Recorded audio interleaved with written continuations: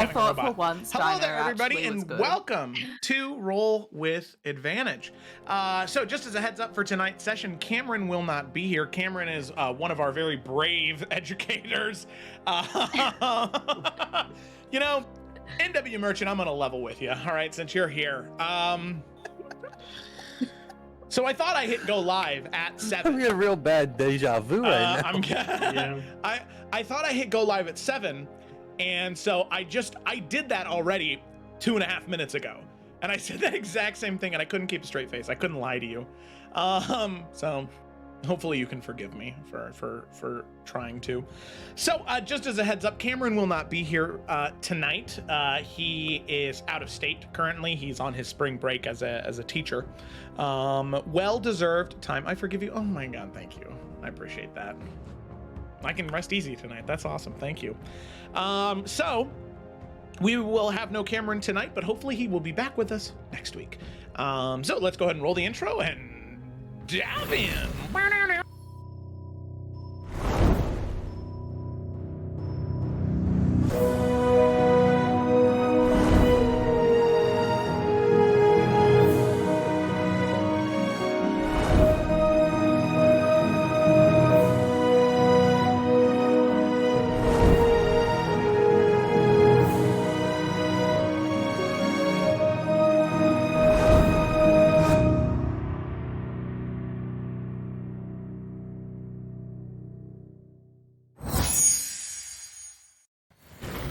Hi there, we're back.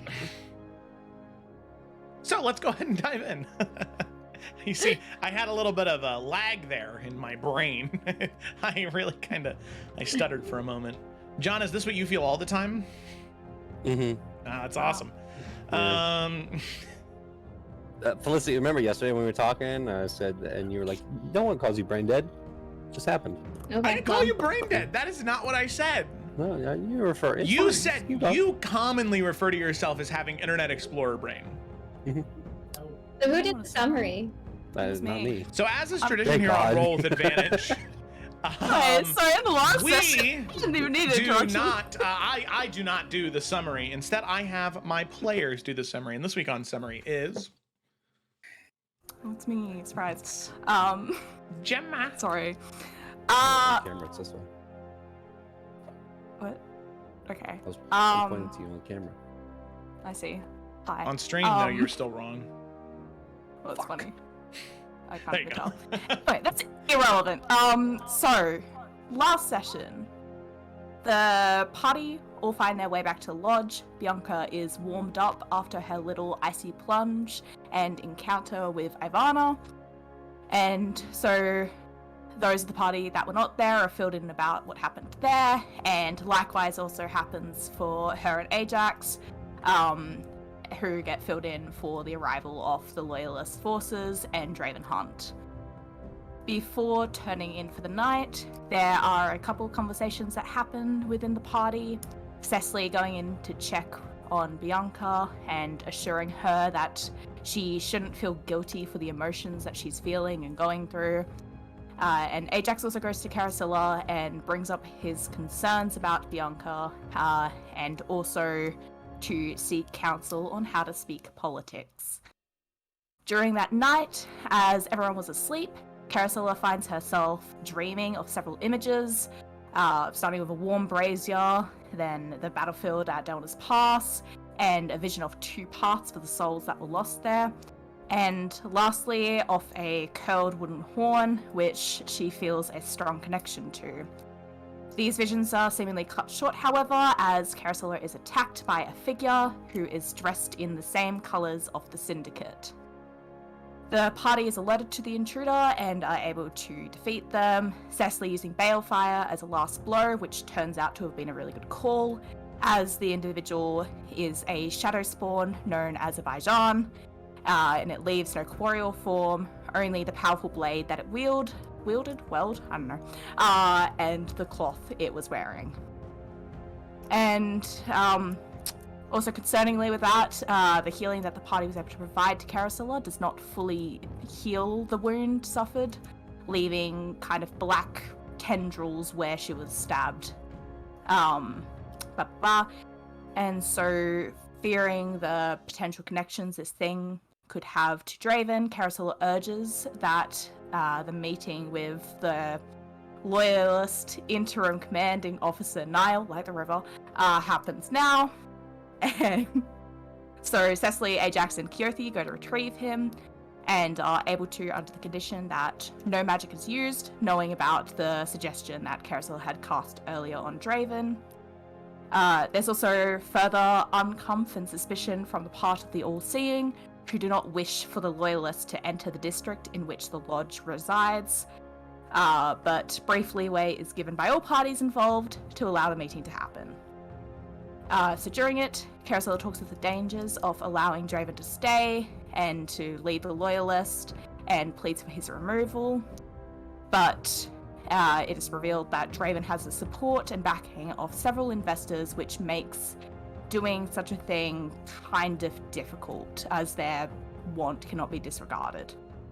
So the meeting ends, the Loyalists are basically thrown out, and the party return back to their rest, but decide to have watchers, with both Ajax and Cecily nominating themselves to do so. During this time, Ajax prays to Paylor to seek guidance in the dark situation we all find ourselves, and is able to get a brief connection, in which Paylor suggests for him to reach inwards, that in sunless places he must be that pillar of light. And so with that, we leave the party, but not the session, as it's time for cutscenes. And so we have firstly the decision of the Chantry of Academia, which happened with the Isles crew, who the Chantry, hearing the threat that the Dark One poses to material plane, decides that action shall be taken and support given to spreading the word and resources to stop him. And secondly, there's a kind of flip side to this whole call to arms, as the remaining 11 of the 13 Forsaken are gathered for a writhing dark nothingness where the Dark One seemingly lies. They are punished in the stead of the two that had fallen and thus failed him, before being sent off for the purposes of waging and assumedly escalating the war that the Dark One is raging. Waging? There we go. Woo. Woo. Very good. Thank you so session. much. That was the session indeed. So, with that, we will go ahead and dive in right there. We leave behind this domain of shadow, wherever it may be, as the thought of whatever happened to the Forsaken in those moments, well, that is for our imagination and for potential future events. We shall see how those things transpire. For right now, we return ourselves to Bella Clara. We return ourselves to the Old Kingdom, and we return ourselves to Maester. All of our party members sit now in the warm interior of the lodge. The faint sounds of snow can be heard outside. The small chattering and talking of fellow denizens of this area. You all take a moment to breathe this very, very early morning, as you can see Interim Commander Niall, the two guards, and I just want to make sure that I've got the one right. Oh no, why is that not there? No. Oh, here we go. Caloris and Officer Caloris. You see those individuals leave your room as all of you exhale. There's still tension in the room, but in this current moment, you believe that you've made positive progress. The ball is in Niall's court now, It's up to him to decide what the best course of action is for the Loyalists in the city, and what to do about Draven Hunt. So with that, it is about maybe 4 o'clock in the morning at this point. So it still is early enough to get a little bit more rest before the morning, before you deal with the confrontation of Liliana and whatever else you have planned for tomorrow, or today, I suppose. Didn't we decide that Ajax and Cecily were gonna stay out to watch, and that's when he saw Paylor and everything? Mm-hmm. Oh, that's right. Yeah. Okay. So you stayed up to watch, and that was the only one, yeah, because it was the last time. So with that, Cecily and Ajax, you do finish out your watch that evening, and neither of you would take the points of exhaustion, as it is a restful time for you, and you eventually, your fellow companions awake. And with that, we'll say that it's probably, maybe you had a bit of a later start in the morning. We'll say that it's 8 a.m. As all of you eventually begin to stir and ready yourselves for the day. I will say, Carasilla, as you awake, all of you are able to hit the long rest button if you haven't already. But Carasilla, there is this sharp pain in your abdomen. It's not so much to hinder your speaking, your movement, any of your abilities, but it's a pain that's there. Just this sort of twisting, gnawing pain that every once in a while might cause you to wince, but it's nothing that's not manageable, especially for somebody that's seen as much as you have. So, I'll quickly ask. Mm-hmm. I know it's only been a couple of hours, but with just those hours of resting, has there been any change with it? Like, does it seem to be getting any better, or is it just staying as it is? It's staying as it is. Okay, that's all. Mm-hmm. It's not getting worse, but it's not getting better either. Okay. Alrighty. So, all of you eventually begin to stir. Ajax and Cecily, you finish out your watch, and the day is yours. I don't know if there's any conversations anybody wanted to have specifically in this morning. If not, it is up to all of you to begin to decide what you want to do and how you want to go about doing it. Yeah, I think before we get into the nitty-gritty and the business stuff, Bianca would find Keothi, and probably grabbing the warm cloak that Suni has. She'll wrap it around herself and just say, "Are you up for a short walk?" Of course. And she'll nod and just kind of nod at everybody as they leave to not go very far, just so they can speak privately. I know the lodge is a busy, kind of full place, so. Yeah. So you're able to make a small lap around the area, maybe going outside for a bit, looping around the lantern just for a little bit more privacy, but you are alone and you may say what you wish. She'll just kind of, after probably just a few moments of silence, say, "I know you said we need to talk, and I'm sure you maybe feel like you need to say something as well, and I know things are about to get really busy, and I don't want you to think I'm avoiding you, because it's not what I've been wanting to do. I just don't know how to proceed." If that makes sense.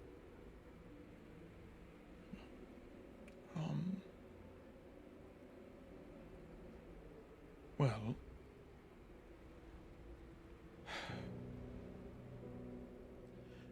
it is, it's difficult to to speak about. I'm sure that you understand that. And if I'm being entirely honest, I wouldn't blame you for not wanting to talk about it.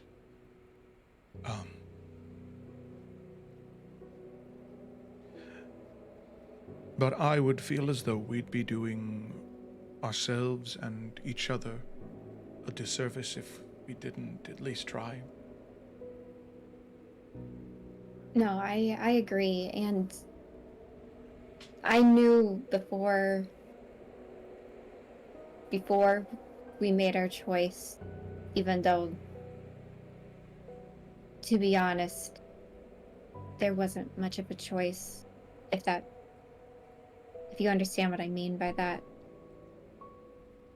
And I don't want you to think that I hold any resentment.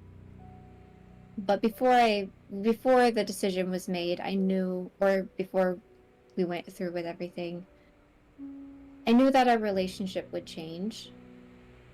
And not necessarily for better or worse, it would just be different.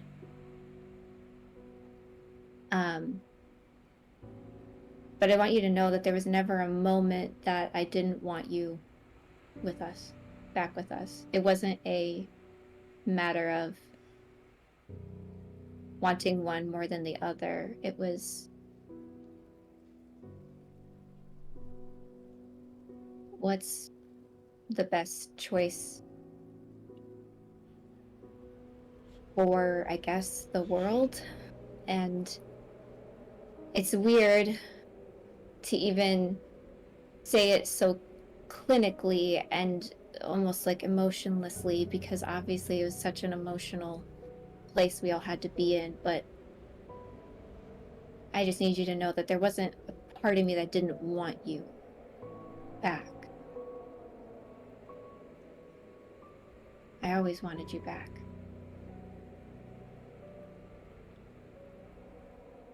You've given so much to all of us, and you have so much more to give. And I hope that we can give back to you in ounce of what you've been able to give to us. Bianca, it's not about giving and taking. It's never been about that. All those months ago when I left Summer's Rest with all of you, I didn't do it because I thought that you could give me something, or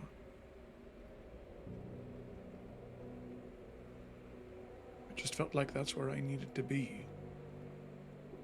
And so I went. But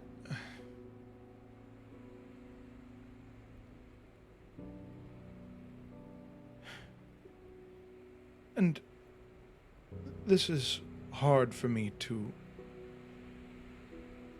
It's hard for me as well.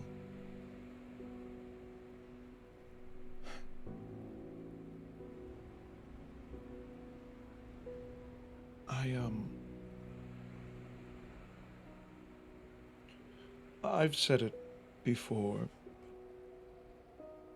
Goliaths, we don't have a mother and father, or parents the same way that humanoids like you do. We are carved from stone and then given life by Elowen. I suppose that she is our mother, but not in the same way. She cares for us, she does. She gives us what we need to survive, but I don't know what it's like to have someone there with you every step of the way, cheering you on and loving you in all of your flaws. And to be constantly reminded of that. I have no idea what that's like. But what I do know is I would never blame someone for wishing that they could see that person one more time, or have that person back instead of another.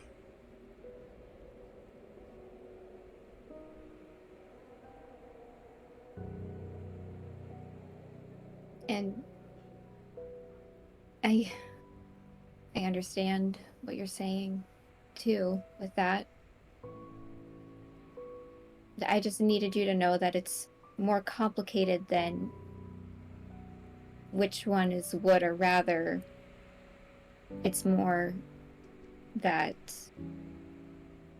there's been a lot of consequences of not just my actions, but all of our actions, and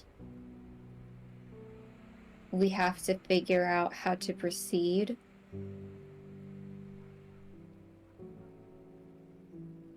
Just for the best way to counteract the negative things.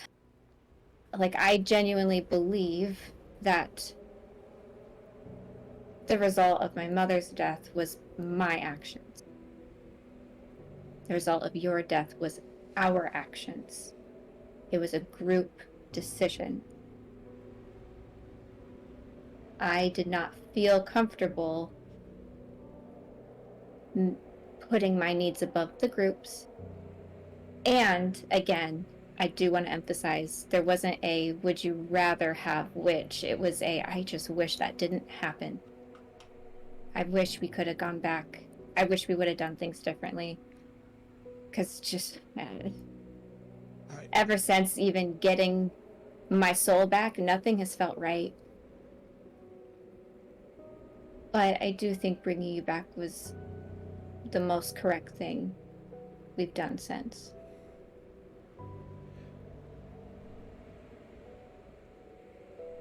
While I do appreciate you saying that, Bianca, it's not something I need to hear.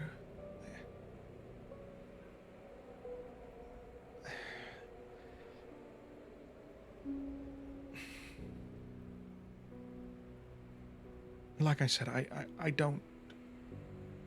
I can't fully understand. And while I do appreciate knowing the logic behind it,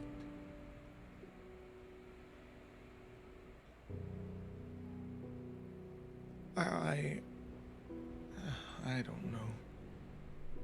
I don't know either. It's a strange thing to be given your life back. Because what if that's what was supposed to happen?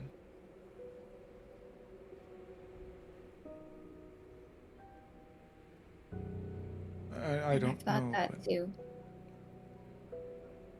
Not that I think, I don't know, just being a Valkyrie makes me look at these situations differently. And I don't know if the Raven Queen's mad at how much we've played with death. She hasn't told me.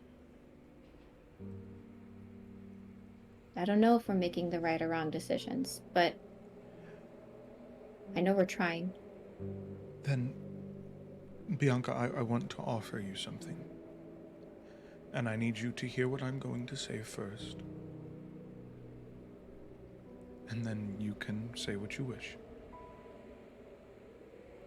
Okay. You have an incredibly close connection with the Raven Queen.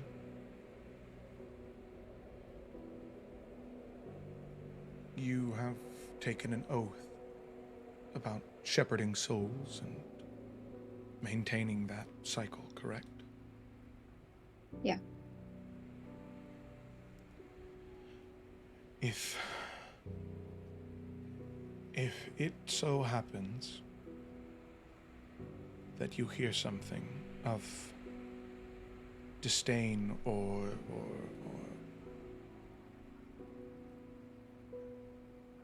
anger or anything of the like, there's something I want you to know about Goliaths.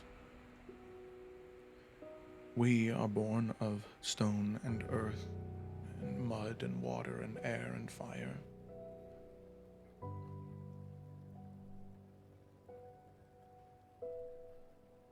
Each one of us has the ability to,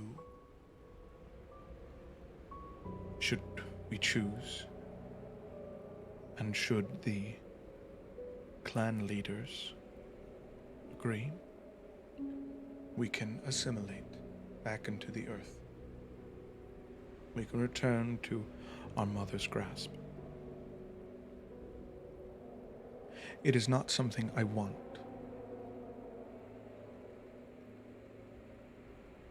But in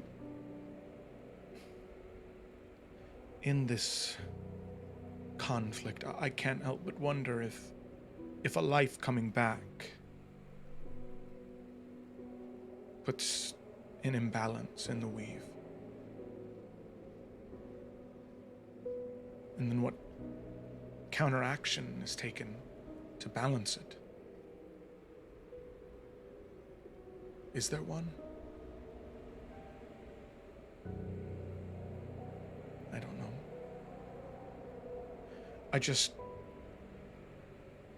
I can't do anything to bring your mother back. And I am sorry. But I at least wanted you to know that if something happens that prioritizes or is harmful to your connection, to your oaths, I wanted you to know.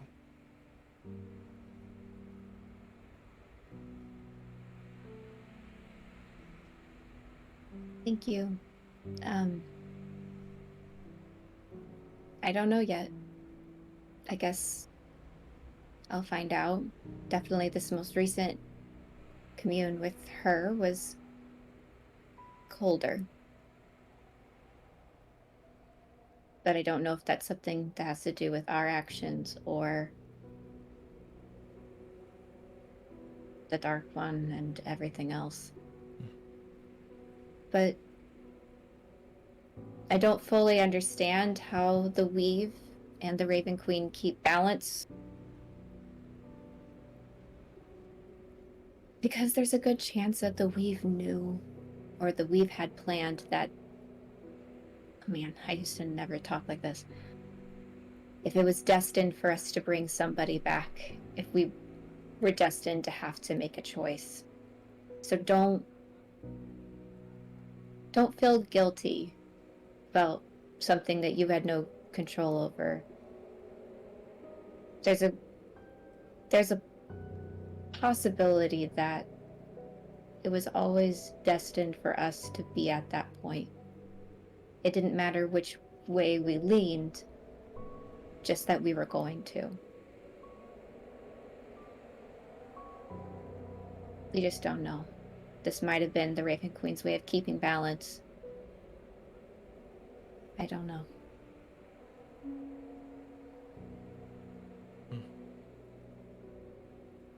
Maybe.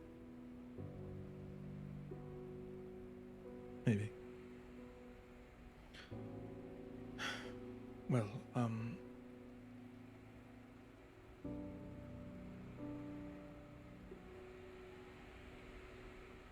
you can see her just kind of nod solemnly.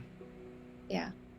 And she just kind of lingers there for a moment, and maybe looks like she's about to say something, and then looks to you and loses the words and doesn't say anything else.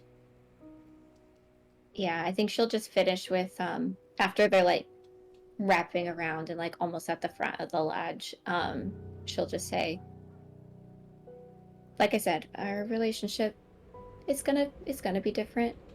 I know that. I'm not ignorant to that, but everything that was is still true, and I am happy to keep moving forward in this relationship together. And I do have a genuine joy and excitement about it. Please do know that.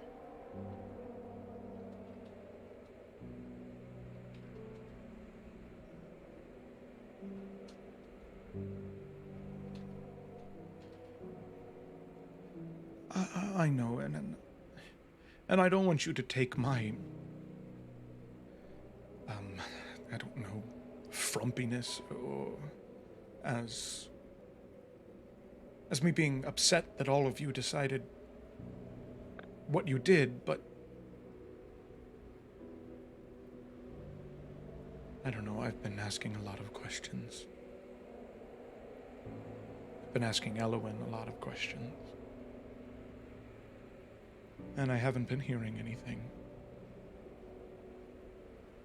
And I don't know if that's because of what happened, or because of something that's happening to her. I mean, we have two people who might know better about that experience of coming back and maybe feeling the question of why me.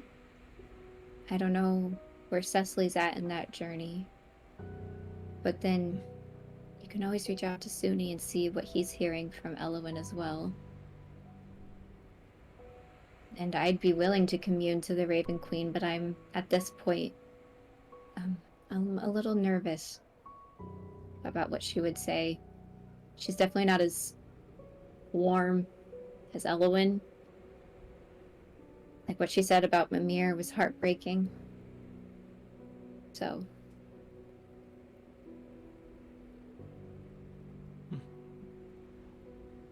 I guess we'll just take it one step at a time. And I'm here as much as I can be. I promise. Even if it seems like I'm running away from things, which I kind of did, so. And if you get a cold shoulder from me, it's not because I don't want to talk. It's just, well, it's just because it's really cold here. Yeah. Yeah.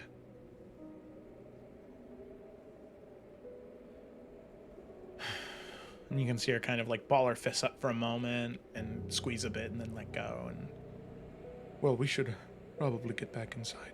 You think? Are you upset with us? No. I could never be upset with any of you.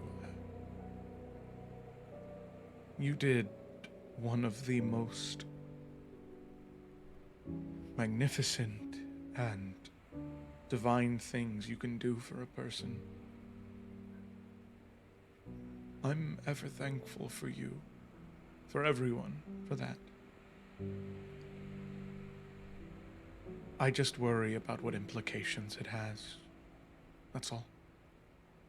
But I'm not mad at any of you. Not at all. Okay. But yes, it's very cold.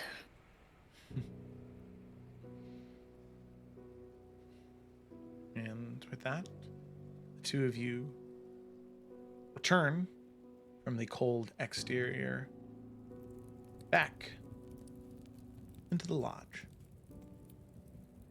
So we'll say at about that point, after the walk and conversation, it's about 9:30 now. Still, I mean, it's incredibly hard to tell by looking outside. The entire time you were out there, it was cloudy, overdraft. There was just this heavy layer of shadow resting over the city. Where at 9 a.m. this time of year, it should be bright and sunny. The fields to the south of the city should be ready to get tilled and seed planted, but nothing. Instead, a frozen, desolate wasteland around you. So, with that, all of you return into the lodge. The time is yours. What do you want to do for the rest of the day? This is, as far as a morning goes, this is definitely a meditation morning for Cecily. Longer than usual. She has a lot to chew on as far as choices that have been made around her. And also kind of dwelling on the fact that she's made a decision at this point that definitely pissed off Fedorov and probably Liliana. And is just kind of preparing to steel herself to whatever the consequence of that is. But she'll be pretty quiet this morning unless spoken to. Yeah, I don't have anything else until we want to get to our our game plan with Liliana. So, all good with me.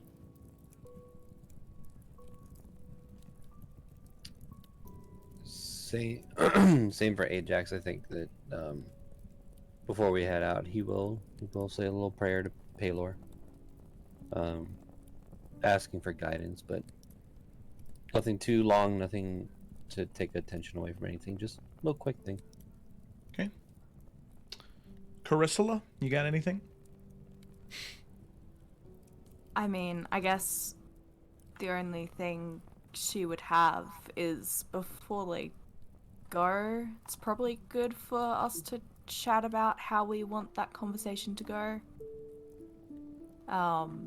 Because it's most likely going to be unpleasant. So I suppose it's important to think about how exactly we want to approach her, knowing that we do still need access and use of the war table and their support as well. Well, what exactly is our main concern? The way she treated the people of the city? And why she did it? I think now just how she's been treating people more generally. It's not only the people, but I think there's also something to be said about this whole ban on loyalists coming near. If we're able to get loyalists at that table for the ward meeting, I think it's not an option that we should just disregard. If they're willing to help, we should take it. I agree. I think we need to find a way to approach the conversation so that Liliana and the Order is maybe not enthused, but open. Because I know maybe we have a lot of high emotions. I know I definitely did at first about the things we've learned. But at the end of the day, we all have to figure out how to make this mesh. So if we go in guns blazing, upset with her, she's gonna double down. I agree. I would also like to bring up if she knew that there were dead orders in that house.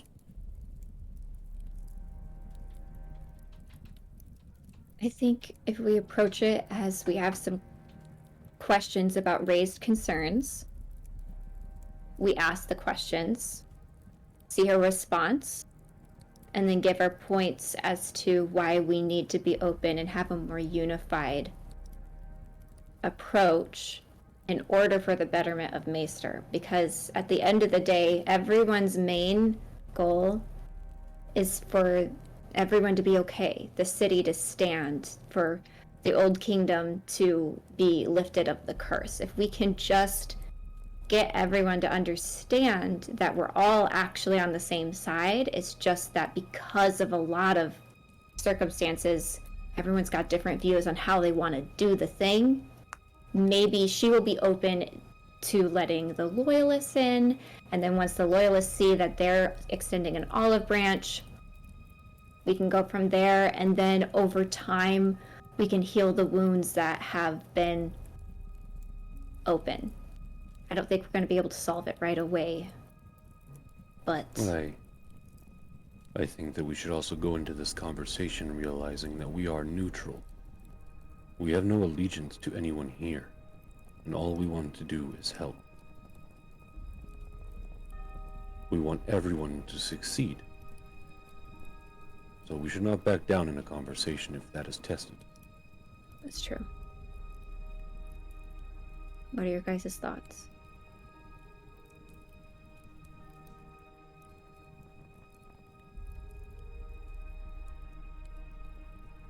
I can put a lid on myself during this conversation.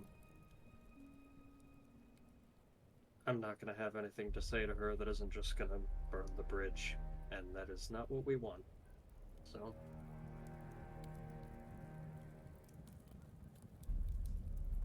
What do you think, Carosella? Well, I agree. We don't want to be burning bridges. We want to make sure that everyone can hopefully get along with each other for once. But I also do think it is important that Liliana is at least aware that we have eyes upon how she's been acting and treating people as well. Hopefully, she will recognize the errors and I don't know. Seems that more brutal punishments has been lessened after the initial revolts anyways, but her relationship with the people needs to be mended. There needs to be some kind of an apology there. I definitely agree, and I do think that going into the conversation, like Ajax said, that should definitely be the key thing that we will not back down from, is the treatment of the people. That is just, and that's what enraged me the most. And it's not that my disgust for how she's handled it is gone, it's just the emotional response that I had is, the wave of that is over, and I'm just wanting to make sure that for keeping the people in mind, we still need her. We still need the order in order for this to be a place that the people can live and thrive in. But yes, I definitely agree with you, Carosella. We gotta make sure that she knows that that's something that, moving forward, will not be tolerated. It's going to be difficult. She knows we need her. And we can't do this without her. And also, in my experience, when someone is in power like that, getting them to apologize is also very difficult. When you have so much pride, it's mostly out of the question. I think it's also important to remember, though, she's the one that sent us the letter asking for help. Yeah. It's true. I don't think it's wise to assume that she has all the power here. And considering she's already dealing with another revolt on her hands, I think even the power that she seems to hold could perhaps be a bit more hollow than she would like. That is I good. agree. I think she needs us equally as much as we need her. So it might be a more balanced conversation. Remember those points in this conversation, because I think they will be useful. She's going to probably go with the angle that we need her. But you're right, Carosilla. She reached out to us.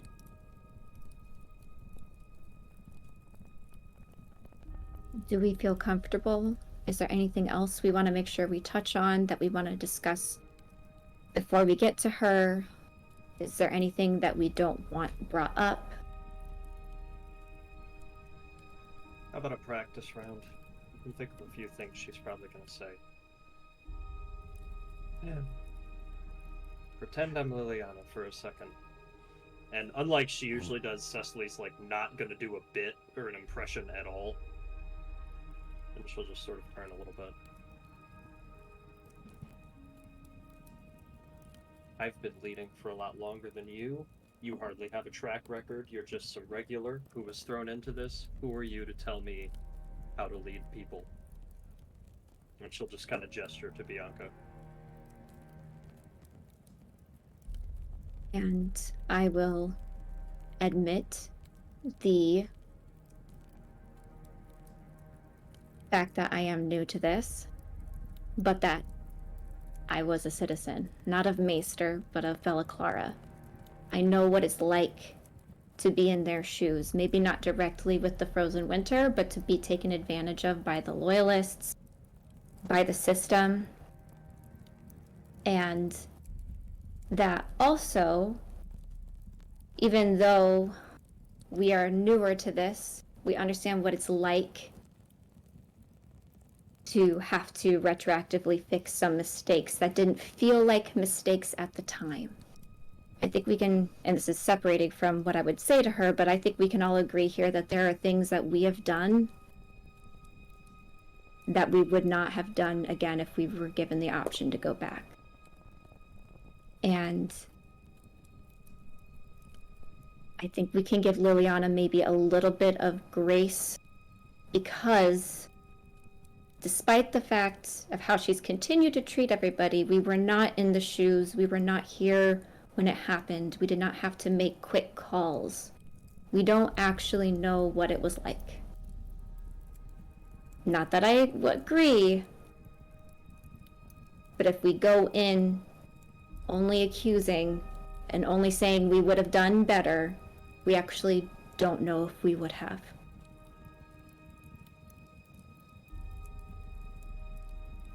So the best thing we can do is learn from those mistakes and move forward in order for a better future. Pretty good. All right, let's pretend she hits you with this one. I have an oath, a code. I have been picking a side from the beginning. You people don't seem to like to pick sides. You just float around on top, try to get along with everybody. Eventually, you're going to see that that's not going to work, and it's all going to collapse right before you. You need to pick a side on this, and it needs to be mine. What do we say?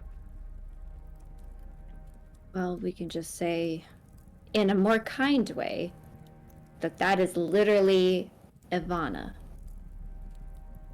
That's what Ivana is doing. We cannot be Ivana. We cannot double down on traditions and codes. I mean, there's going to be things we can't, change everything about the order, and I don't think we should go in expecting the order to change, but more like amend. But yeah, in a more eloquent way. I think that's a pretty easy thing to rebuttal. We don't want to be Ivana. We don't want to be the loyalists. We want something new.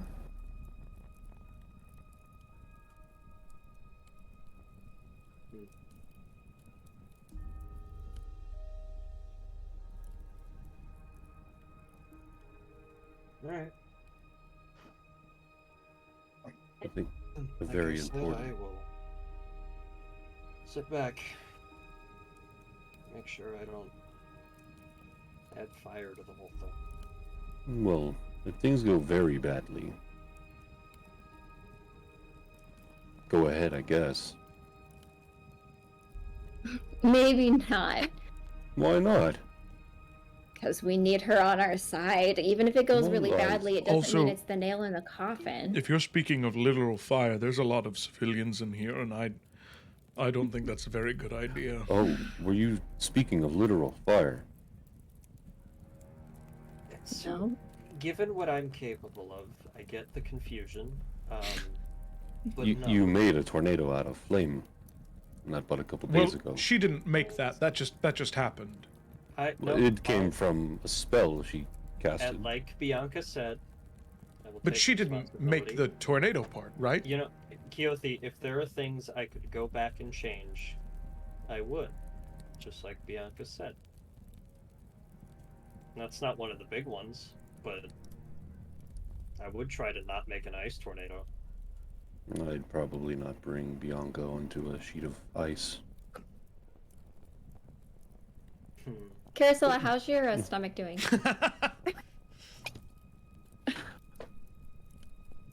I was going to say, there is a very important question that we should figure out. Mm-hmm. Who's starting the conversation? I am fully prepared to do so. Alright, you're on it. Good.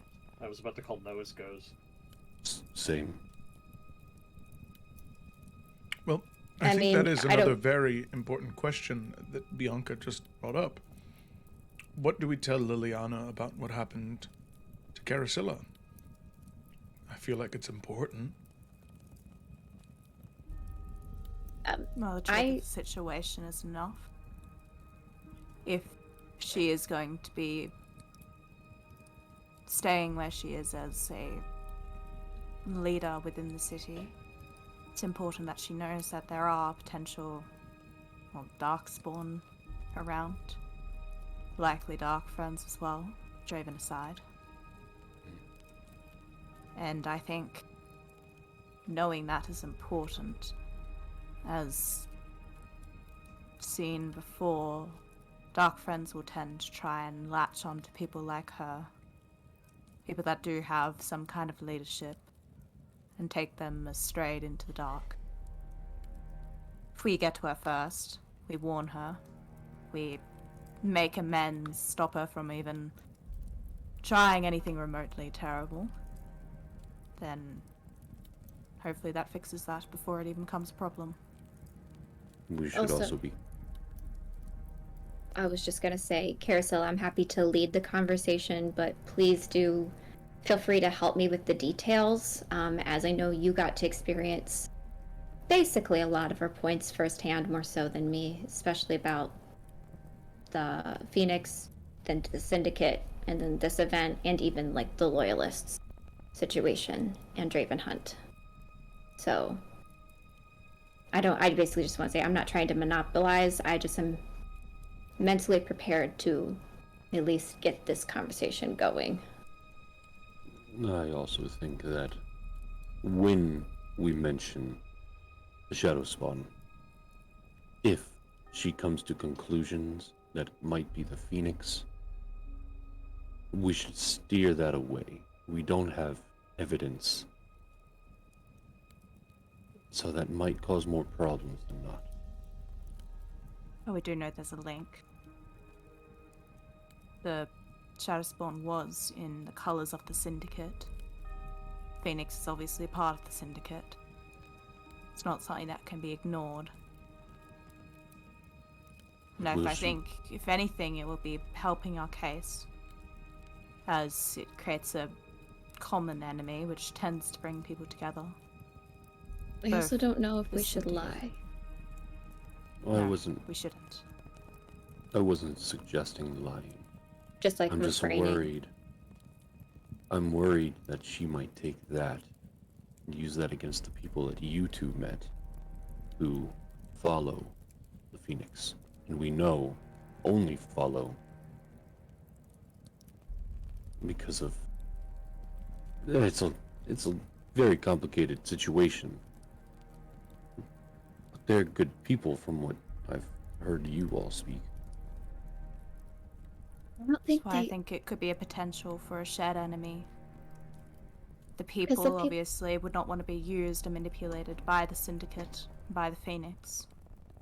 And obviously, the distrust and unrest that the Syndicate wish to cause in the city is something that Liliana doesn't want either. If we make her aware of this fact, of the connection between the Dark One and the Syndicate, then hopefully she can see the merit in protecting and working with the people. And she already knew that these people were interested, but not aligned necessarily with the Phoenix, right? Like, that's something she brought up to us. So that's not new information. The only new information would be that it's connected to the Dark One, or is the Syndicate. I see what both of you are saying. I think she might get a little trigger happy the more she learns about it, but I also don't know how much we can avoid it.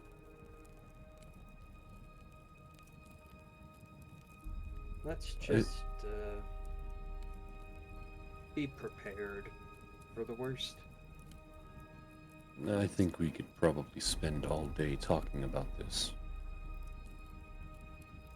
And it's already been an hour. We should probably go. Let's go.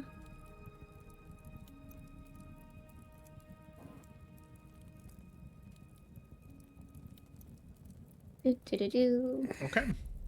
Alrighty. So with that, you leave the lodge, and what? Oh, that's why. So you leave the lodge, and you begin to move towards the keep. So exiting out of the lodge, once again, you are surrounded by the blistering cold winds, the sheets of snow and ice that begin to fall towards you. The only brief moments of respite you have, the lanterns that mark the path across the bridge and up that stony hill that eventually leads to the keep and the home of the Order of the All-Seeing. As you enter, the doors are opened for you.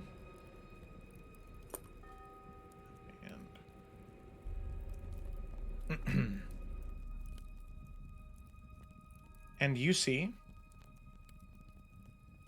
standing over the war table is Liliana, speaking with Captain Fedorov, as well as a few other soldiers, guards, and also the few members of the Order of the All-Seeing. You can see all of them sort of stop speaking for a moment and look to you. You can see Commander Fedorov, or Captain Fedorov, he sort of looks to Liliana and then looks back to all of you, not saying anything for a moment, and there's this tension. But eventually Liliana says, "Well, welcome. I am very happy that you could make it. I understand that there were some issues last night with loyalists entering the lodge." Yes, and we have a few things that we wanted to discuss with you. But the first thing, before we go any further, I want it to be known that should I have been told about the situation immediately, I would have allowed the loyalists in. It is very clear to me that there was some type of attack that happened in your room. I am not sure what type of creature was in there, but word did reach me of shots fired from a particular weapon, which, of everyone in the lodge, only one person has in their possession, looking towards the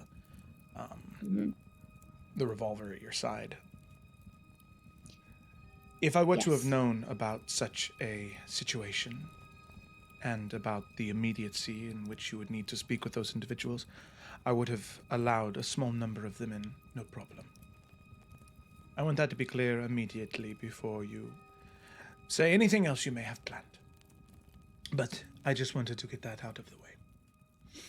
Of course, and thank you. That is really good knowledge going into a conversation. I do want to ask, it is up to you, but we have a few things that we want to discuss just beyond just last night as well. Would you like it to be in private, as there's quite a few things that have been just brought to our attention that we want to go over?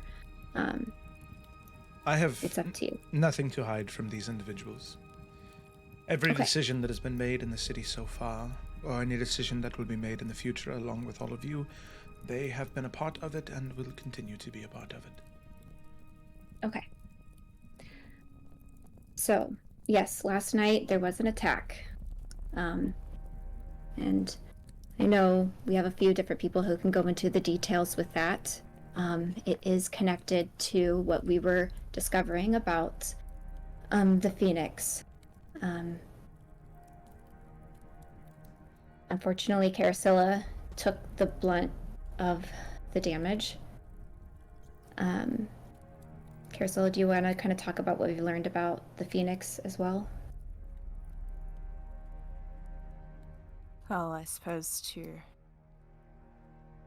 hopefully get a bit more to the beginning of the story. Cecily and I, we did go into that outer part of the city and we did talk with a couple of the individuals there. Found out a bit more about this Phoenix. And we were able to go to the location where the Phoenix had been reaching out to people from. And there we were able to find the individual known as the Phoenix, who resisted any form of capture. Something that was, I assume, part of his greater organization. Something that we know goes by the name of the Syndicate. And is, I assume, identifiable by purple, grey, and black robes. The same colors were found. Is Jory there? Huh? You there, buddy? Okay. No, Kayla, she was about to walk in, but she saw that she was on camera, so she got me food and she set it down. I'm just like, I don't know if I should stop now or... No, you're good, you're good. I was paying attention. You're good. I can multitask. Sure. They wear purple, black, and gray robes. The same colors of which the individual that attacked me last night was also wearing. Which becomes further complicated as it was not merely just a person that did that. It was a creature known as Azerbaijan, something that is identified as a shadow spawn. You can see And as you're mid-speech, she doesn't stop you at all. She leans over to one of them, one of the members of the Order of the All-Seeing, and they excuse themselves and they walk away at the mention of Baijan, but she doesn't stop you at all. Okay.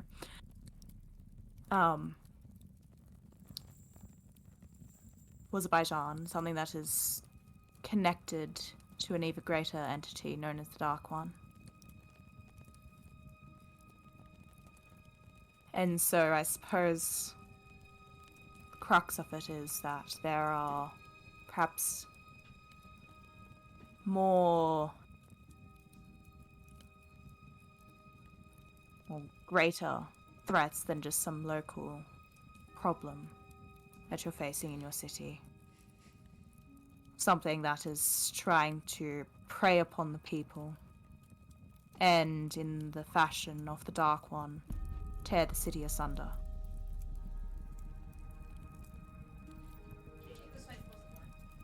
Yeah, I'll be right back. Well, Good description, Carasilla.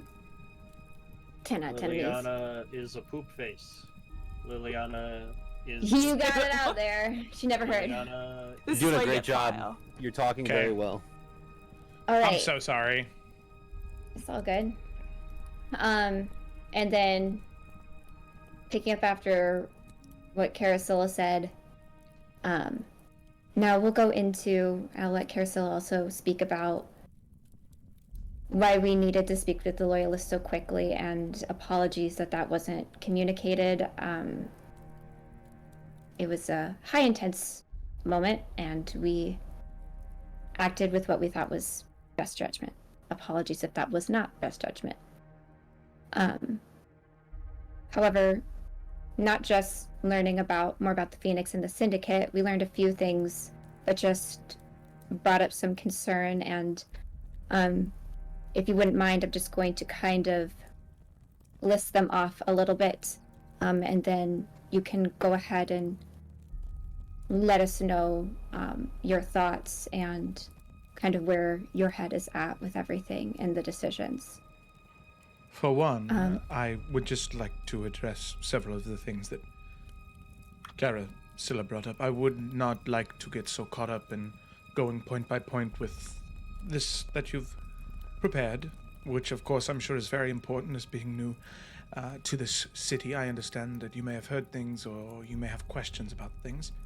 That is entirely understandable, and I am more than happy to answer anything you may ask.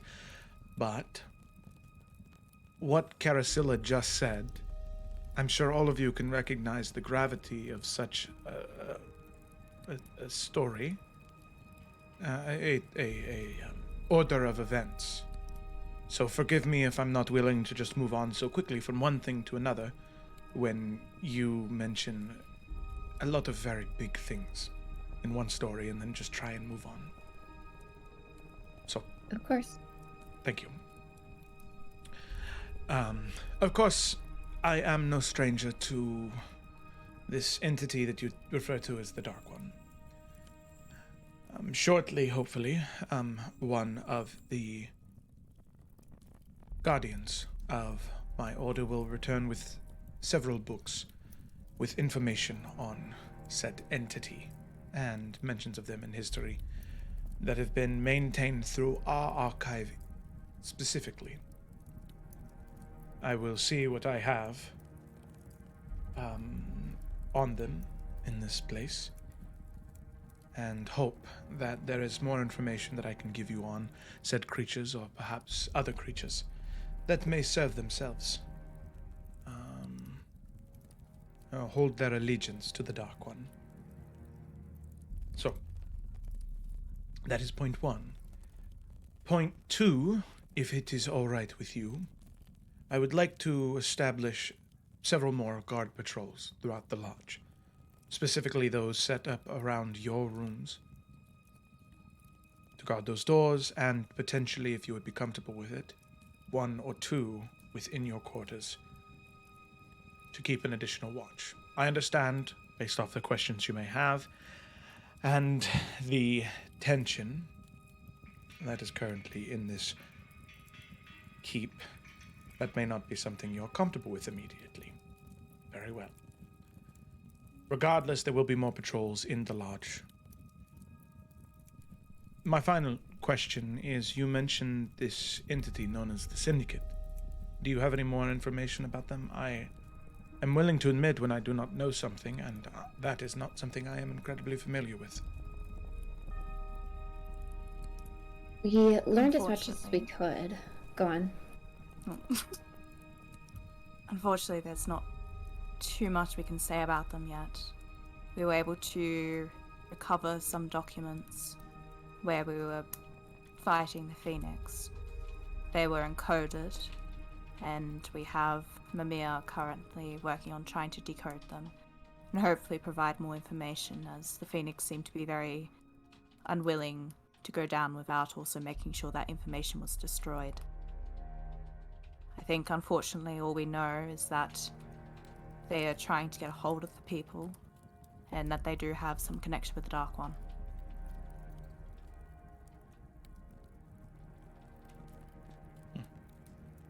Yes, they did a very good job or a very strong attempt at making sure there was as little trace left behind about any information about them.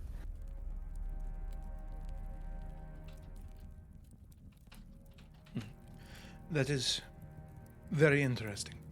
As I said, I have no knowledge myself of this syndicate, but go look up, see if you can find anything in the archives about this syndicate.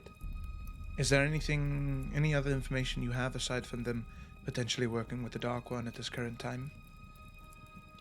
We got a signet ring from the Phoenix Ride as well. I imagine someone probably has that. Yeah, somebody, and Probably so we just can hand that over. present it. Yeah. It was one that could be used for wax sealing, right? Yeah. I remember. Yeah, signet ring. Oh, is that what that is? Okay, I'm dumb. Yeah. You This are not is- dumb. cool. Do not This- nibble. This is. It looks like it might have the symbol that maybe they use to identify themselves. I'm not sure necessarily. Would you But- mind if I hand that over so they can look for it? I don't see why not. We don't have a use for it, correct, everybody?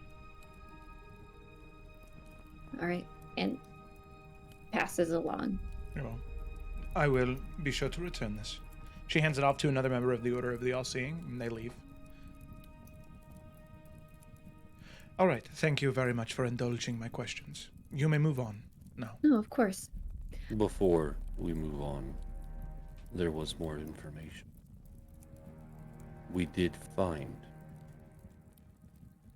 when we confronted the Phoenix, 2 bodies from your order. A dwarf and an elf. Do you have any information on anyone missing within the past months? Yes. We had tried searching for these individuals. I had thought maybe they had just abandoned the Order, but when attempts had been made to scry for them, there was no connection made.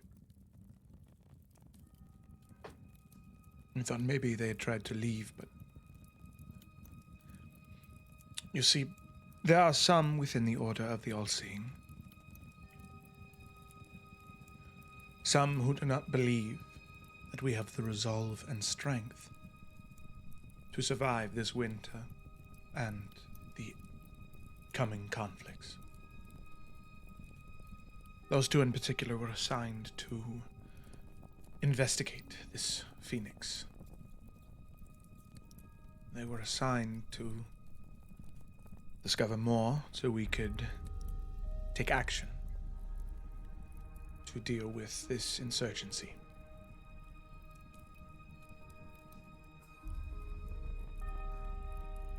Ramgrim, the dwarf,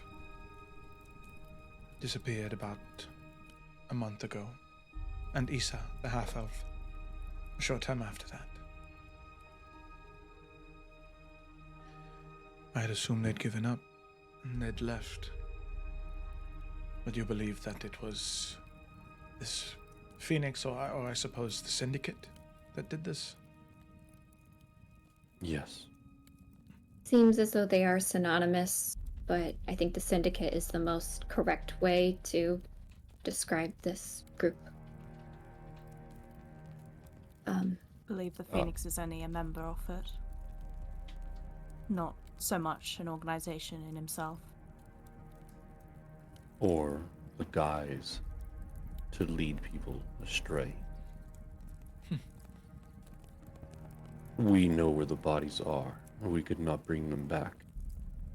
But if you would like to send someone to retrieve them,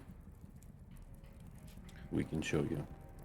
She looks to Fedorov, and Fedorov says, "If you can tell me where the bodies are now, I'll take 10 gold." Wow, I was going to say guards and soldiers, and I said both. Soldiers. Golgers, Sards. Yep, okay. If you tell me where it is, myself and 10 others will go and retrieve them. Just on... And... Oh, I was just going to say, yeah, we'll just point it out on a map. And then Bianca's going to add, there's a large hole and some pyres that we didn't get to really investigate, so do be careful. It seems like it is a hot spot for something, and if that's where these two perished, and we ran into some trouble there as well, I don't know if it's a dead zone yet for activity. Very well. You, gather 9 more. As soon as this meeting's over, I'll meet you outside of the lodge. We'll go together. All right? You can see the guard. She says, "Yes, sir," and heads off.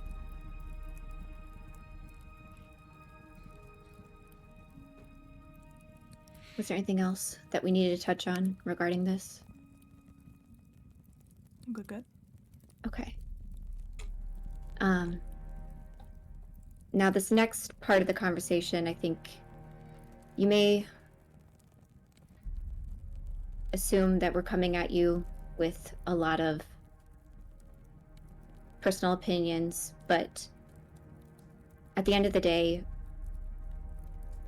I would just want this place, everywhere, everyone, to be able to come together.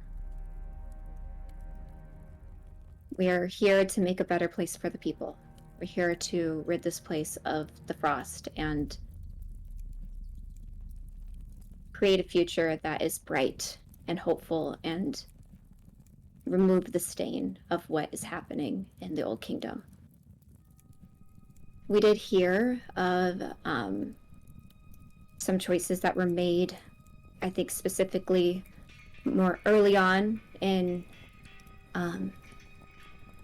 trying to maintain Maester of a few demonstrations for when people would, I believe, act out, take more than they quote-unquote needed or were allotted.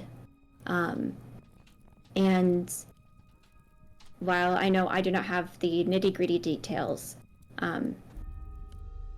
it does seem like there had been some word that these things started at one point in order to gain control and maintain a certain status quo over Maester, but that some practices may have still lingered.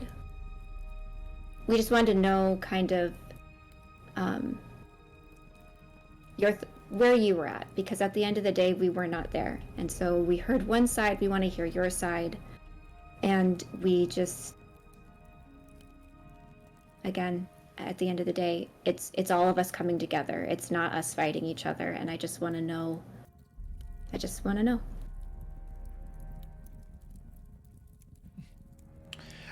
That is a very valid question, and one that I'm happy that you're asking, especially considering what I'm assuming your intentions are with the Old Kingdom once all is said and done.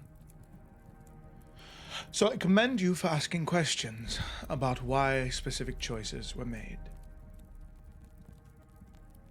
One thing I want to make very clear right off the top is I have no shame in the decisions that I've made. I do not regret anything that I've done to protect the city, to feed these people and keep them safe from the threats outside the walls. I want that to be very clear immediately.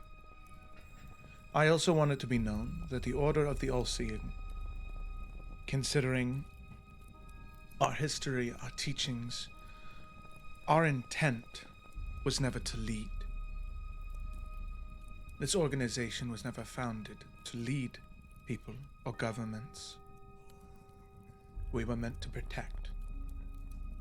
So you must understand, then, why this position is one that does not rest easy on my shoulders. That out of the way, yes, in the very beginning, when the demons started to arrive first, it was hard. We could protect people all we wanted from the demons, but what do you do when citizens start to attack each other? When not only are there demons opening up portals and rifts that are killing innocent, but when the dregs of society, they decide that it's time for them to rise up. It's time for them to reclaim what they lost, what was taken from them. And they start to kill, they start to steal, they start to do all manner of unspeakable acts to the people you're sworn to protect. So we protected. We marched throughout the streets. In a moment like that, as rations begin to dwindle, as faith in light and warmth begins to fade, as people begin to lose hope that anyone will protect them, what do you do in that moment? I would love if I could greet thieves and robbers and murderers with open arms, a warm hearth, and a cold mug of ale, but sadly that is not what they wanted from me. That is not what they wanted from Fedorov. That is not what they wanted from the innocent family that lived on their street. They wanted money. They wanted anything and everything they could get their hands on. So in the beginning, we started to show signs of force to individuals like them. Now, one thing that happened very early on after we started to use signs of force. Some individuals that thought that we were being too harsh, they started to have their voices be heard. I have no problem with civil discourse. I have no problem with debate and discussion and deliberation. What I do have an issue with is talk of rioting, of burning the city to the ground, rather than being under the rule of someone whose only job, only purpose in life has ever been to protect those who could not protect themselves. So, what do you do in that situation? When 1/3 of the city wishes to steal, rob, and loot everything from the other 2/3, 1/3 of the city, another third of the city, wishes to burn the entire place down, to move away, to leave, to abandon everything they've ever known, and a final third just wishes peace, just wishes to be safe. Which one of those 3 slices do you think I would appeal to? That I would do everything in my power to protect? It was a relatively easy question for me to answer. The thieves, the murderers, the robbers, they were hunted. They were executed. Rations were dwindling incredibly quickly. They died. Less mouths to feed. It is incredibly practical and unfeeling, but it is what needed to happen. The others that wished to burn the city down, we did not show the same force to them. They did not deserve that. We tried to reason with them. They did not want to reason with us. We broke up riots, people trying to burn down granaries, people trying to break into the keep, destroy the lodge. We did not let them. Those who were considered leaders or orchestrators, we did make examples of them. We did not kill unless it was absolutely necessary. Some served time in the dungeons in this keep. Others served time working to repair the things that they had broken. But many needed to be punished for what they tried to do to that 1/3 of the city that just wanted to be safe. The dungeons were full. We needed people to work, but we needed people to know that acting in that way was unacceptable, especially when the city is in the state that it is currently in. So, we turned to what we knew would leave individuals able to work through the pain and still try to be productive members of the city to provide for people who needed it. I have no shame in saying that we did lash individuals. It varied from person to person depending on the crime. We tried to be as fair as we could, but we also understood that this was not an ideal scenario. And I wanted to be incredibly clear. I took no joy in it then, and I take no joy in it now. But I am not ashamed. The actions I took kept this city alive. It has made it this far because of the actions I took.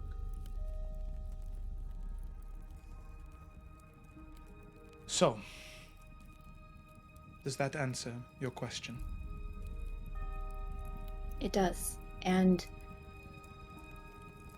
like I said, we were not here, so we did not get to experience what was happening, and we were not there to make decisions. And while I will say it is a lot easier to be on the outside looking in and say maybe how we would have done it, it doesn't matter at the end of the day, because that's not what happened. What I can say is that moving forward, while I do not have all the answers, and I am young and I don't have as much experience as a lot of leaders or people who are being grown to be put in these positions, I am willing to try. I am willing to, me and my counselor are willing to take up that mantle of finding solutions. You're right, your job was to protect. That's what you were meant to do. And I'm not here to make anyone feel ashamed. I'm not here to pass judgment. Because who knows? If I were the one there, I don't know what decisions I would have made, and I cannot say that mine would have been better or worse at the end of the day.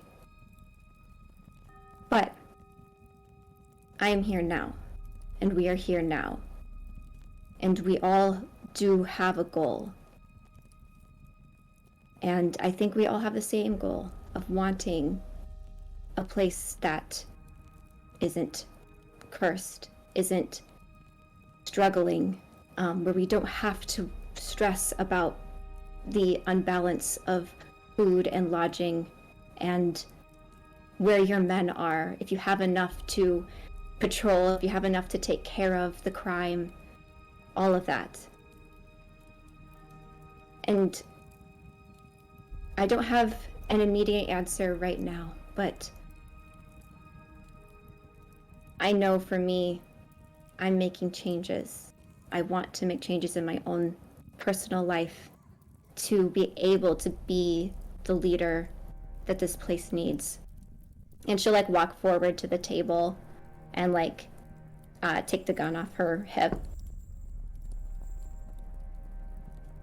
For a long time, this thing was super helpful and helped me to protect these people around me, these people who stand by me, my council.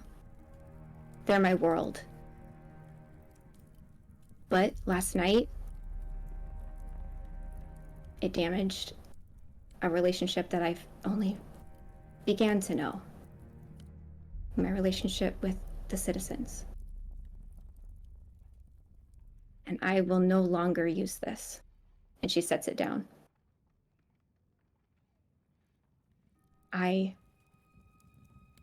Yes, this is a small gesture, but I'm so serious when I mean that everything in my heart, in my mind, is going to go to finding solutions so that we can work together. I feel like everyone here all wants the same thing. They're just going about it in different ways because everyone feels like they have the answer. And I'm willing to listen. I'm willing to listen to everybody's ideas to find a way to solve the problem, but everyone else needs to be willing to listen too.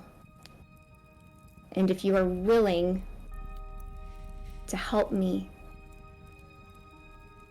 in unity,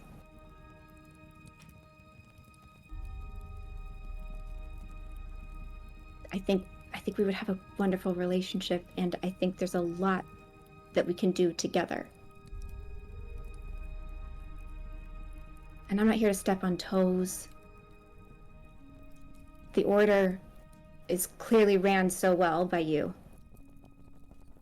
I'm just willing to help share some of that leadership skills and help you make decisions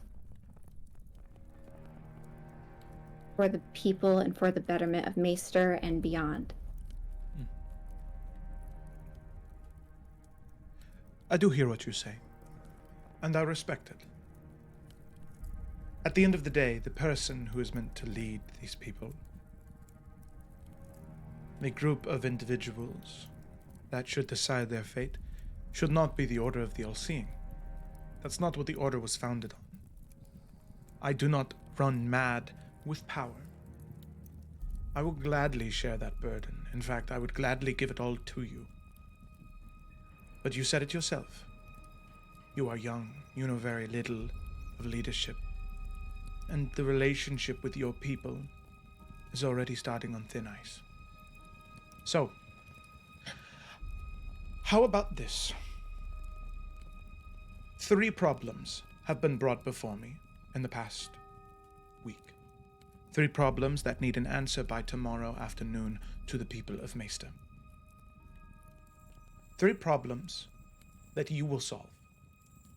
You will decide the outcome. You have the same amount of information that I do about these situations.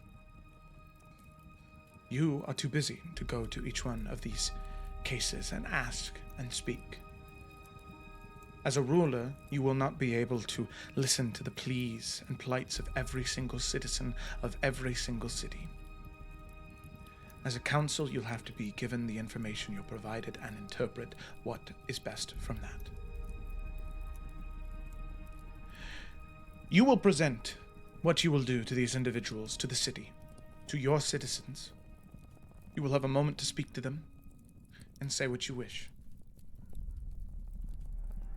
And based off how they react, how I feel about the decisions you made, and how all of you handle yourself in that moment, then I will consider, and I will be able to more comfortably transfer that right of leadership onto you. You see, I have kept this city alive for a very, very, very long time, and I will gladly give you that burden. I will gladly give all of you that burden, but I need to make sure that the people of this city will not perish because of it.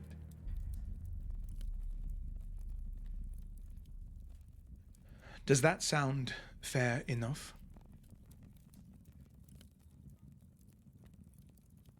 That does. And while it may not seem like I'm ready, or that we are ready, we are. Very well. Tomorrow, by noon, you will need to have these answers prepared.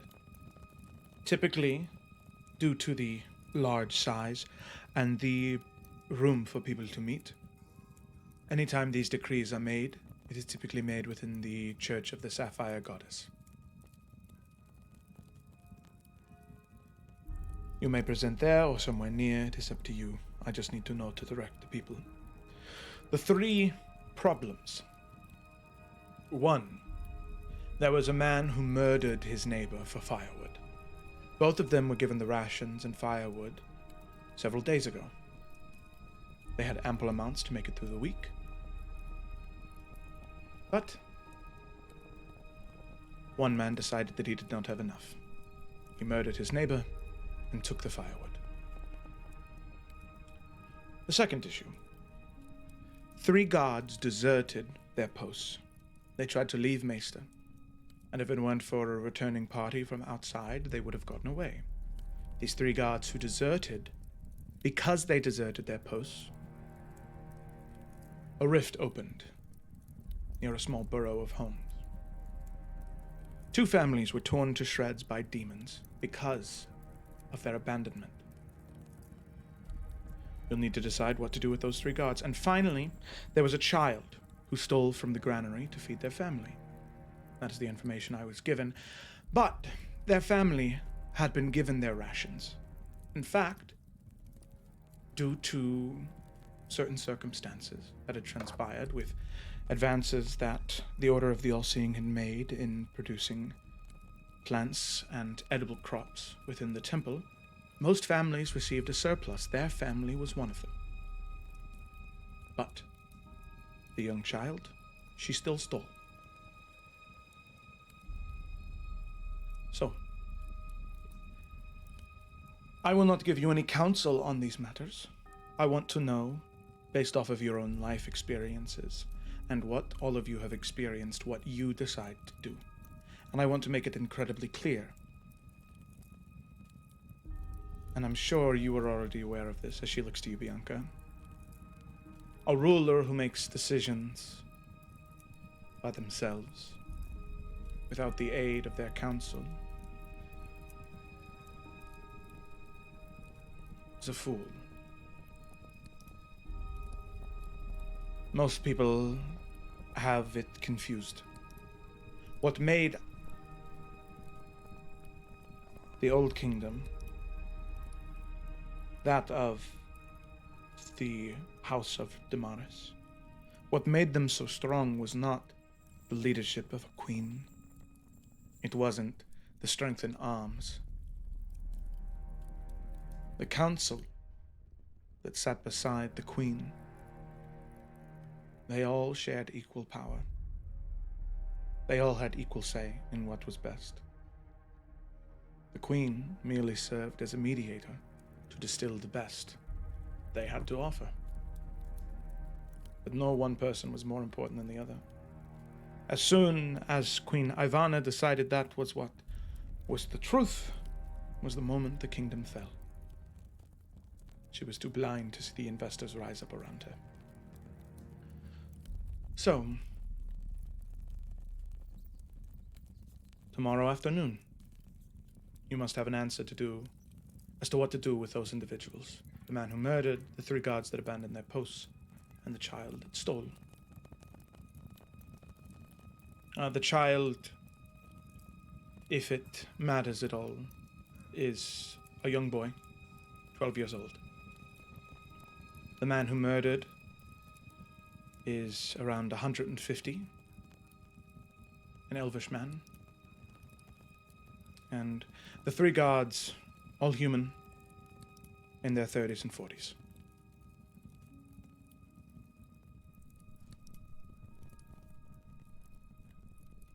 Okay.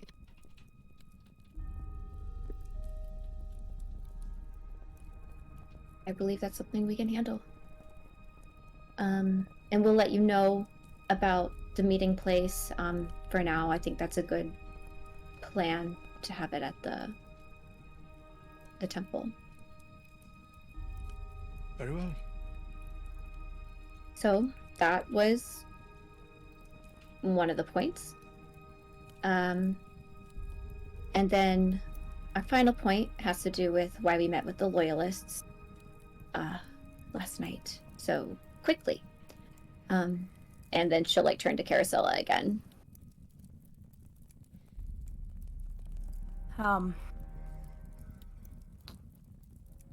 The loyalists came in with a relatively new leader that's not a loyalist, historically at least. A man by the name of Draven Hunt. And a man that has recently also been discovered to have been a dark friend. Supposedly Draven Hunt, you cleansed, said? but you're familiar. I have heard that name before. I'm gonna have her roll a history check. Well, get a go.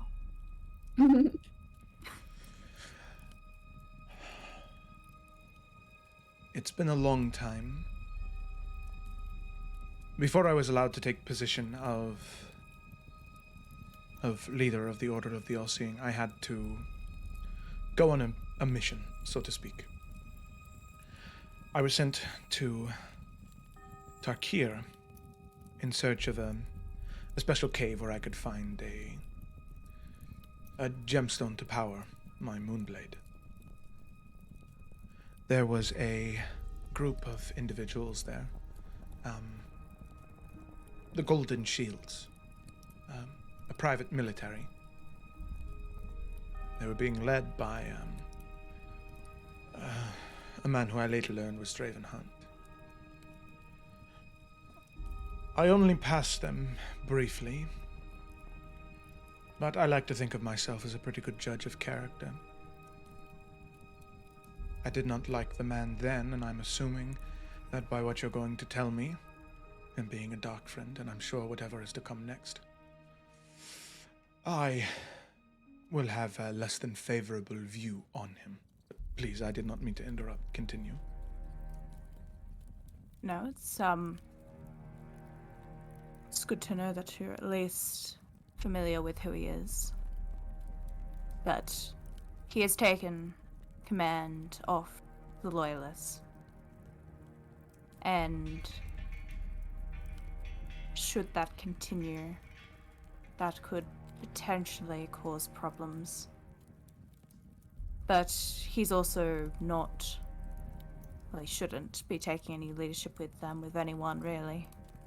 As I said, he was discovered to be a dark friend, someone that wished to serve the Dark One, and was sent to return to Bromsgrove for, I imagine, some way to properly sever him from any connections he had made. But he has refused that, and now has set his sights on leaving the Loyalists that are here. He is currently, at least should still be, outside of the city, whether he returns to truly being the loyalist leader is still a little in the air. But I fear that he will be. And so I suppose we only bring this up so that you're aware that he is indeed a dangerous man. He is someone that has a history of being vindictive and deceptive. And hopefully you have enough judgment to see past that. But I will also add that it does not mean that the Loyalists are here to do harm. In fact, it seems to be the opposite. Seem to be helping with this supplies shortage that you've been having, handing out rations when they arrived, other aid that they could. And I think their numbers are enough, as well as the general politics of it all, that they should be, well, they shouldn't be barred from entering into this area. I understand that you may have your suspicions, but I don't think anything will be gained by keeping a rift there, only having those that have already gotten your approval to enter. In addition to that, I think they should be at the war table when we meet to see where people will be sent and what is to be done there.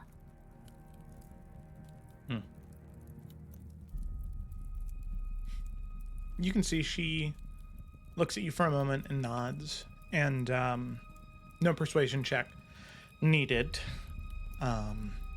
As you can tell that to her your argument is sound enough, and she puts a fair amount of faith in all of you considering what you've accomplished. Very well.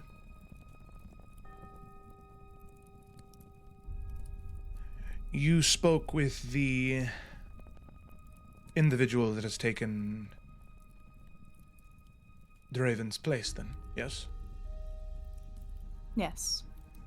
Very well.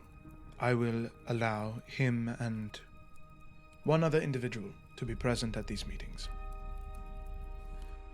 I am a firm believer that there is such thing as too many cooks in the kitchen, but yes, it's important that everyone can hear what is being said. The loyalist presence is noted.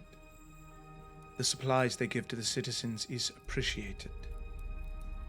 My only concern, and I suppose you can add this as a fourth thing that I wish all of you to delegate on and figure out. The one thing you should know about their presence here, it adds a destabilizing factor. We have achieved somewhat of a stasis, for lack of a better term. Until everything started to happen with the Phoenix, it had been several months since there was any whisper of rebellion, of tackling the government, of trying to stop, of trying to leave. People had hope, and especially with the arrival of all of you from Periton. People truly had a desire to work, to do good, to help, and they had hope for a better future for their home. The longer the Loyalists are allowed to stay, seeming an independent force, the more instability it will cause. People will be happier, yes. People will be more willing to work. But at what point?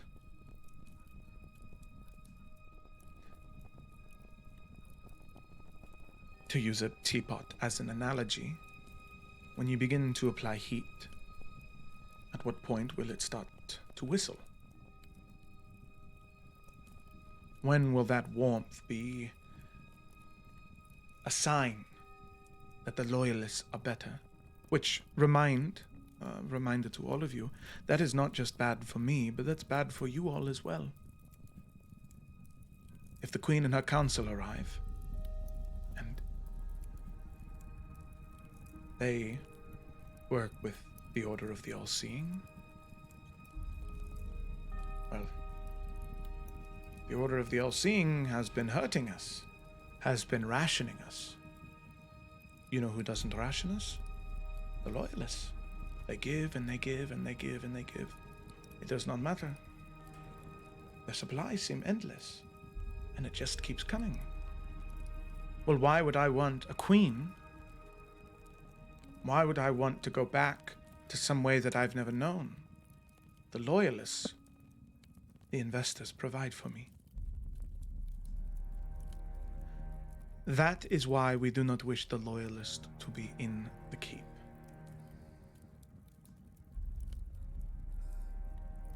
If, as I'm sure those of you that are from Bella Clara are aware, the investors are bloodthirsty. The moment they smell a deal or a potential client, they will take it. The moment the loyalists notice how weak we are, how soon will it be till they send a letter to one investor and it spreads like wildfire, till eventually the keep is crawling with assassins. I am dead, Fedorov is dead. The Order of the All-Seeing has no leader, and the loyalists take over. I would like to assure you that, and this is about as diplomatic as I can say this, I have no love for the investors. As someone who's been a citizen of Bella Clara my whole life. So this is new territory for me as well, to look at the loyalists differently. Because you're right, and I don't think your precautions are unwarranted. But I am concerned that with just constant pushback between the two, there's no resolution.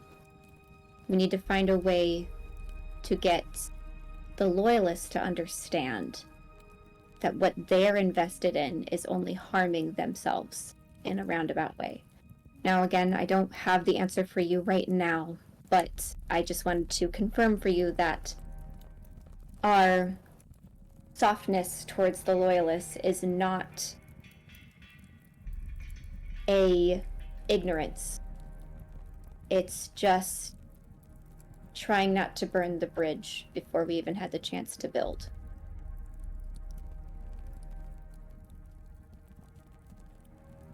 And I think with all due respect, the troubles that the city has been having, I don't think they have been as settled as perhaps you may have thought. I think everything that has happened has more than shown that. And I think what we are trying to do here is not to assert power.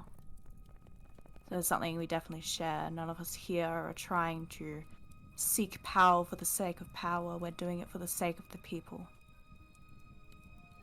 And as I understand it, that is certainly what a Damaris rule would be.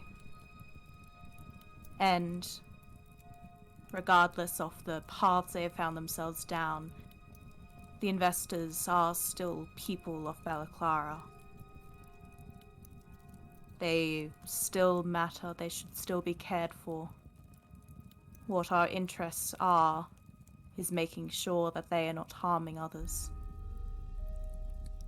That does not mean that they need to be distrusted, killed off, anything like that.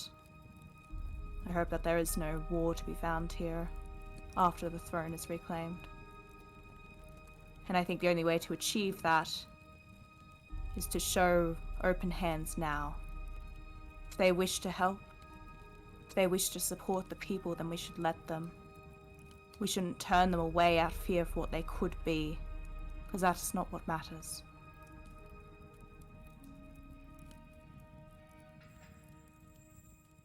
If that is what you believe is right, then it is your decision to make. I said this is a decision for all of you to make. You all will have to deal with the consequences, if there will be any. This is a test. You decide. You make the call here. I just hope for your sake it works out as well as you wish it to.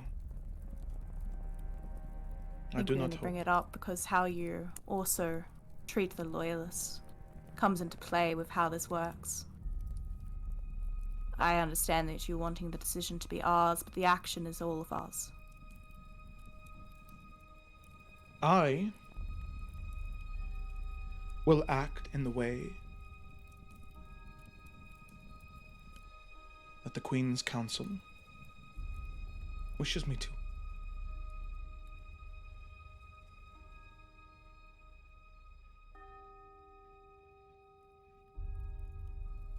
As I said, my only job was ever to protect those who could not defend themselves. I never wanted leadership. But remember, should all of this go horribly, should the decisions you make impact the city so negatively that I have no other choice,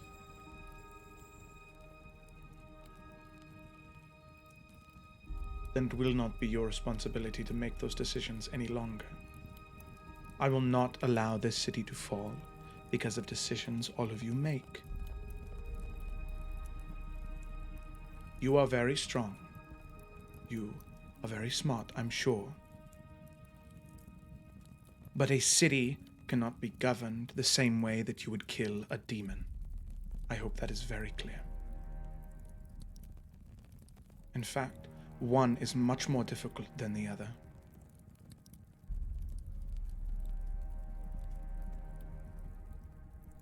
So,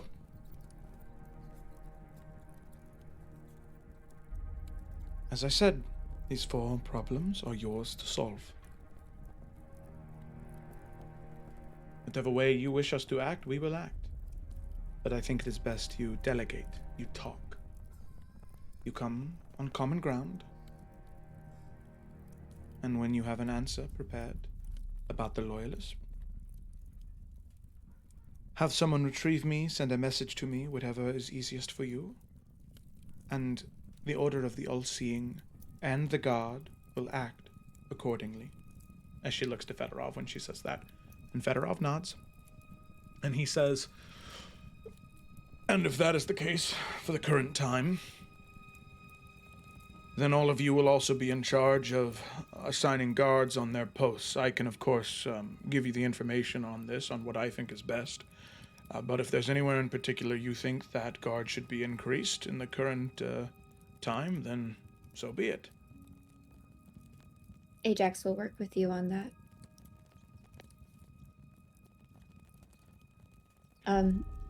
Very well. And Ajax, that's something you're comfortable with?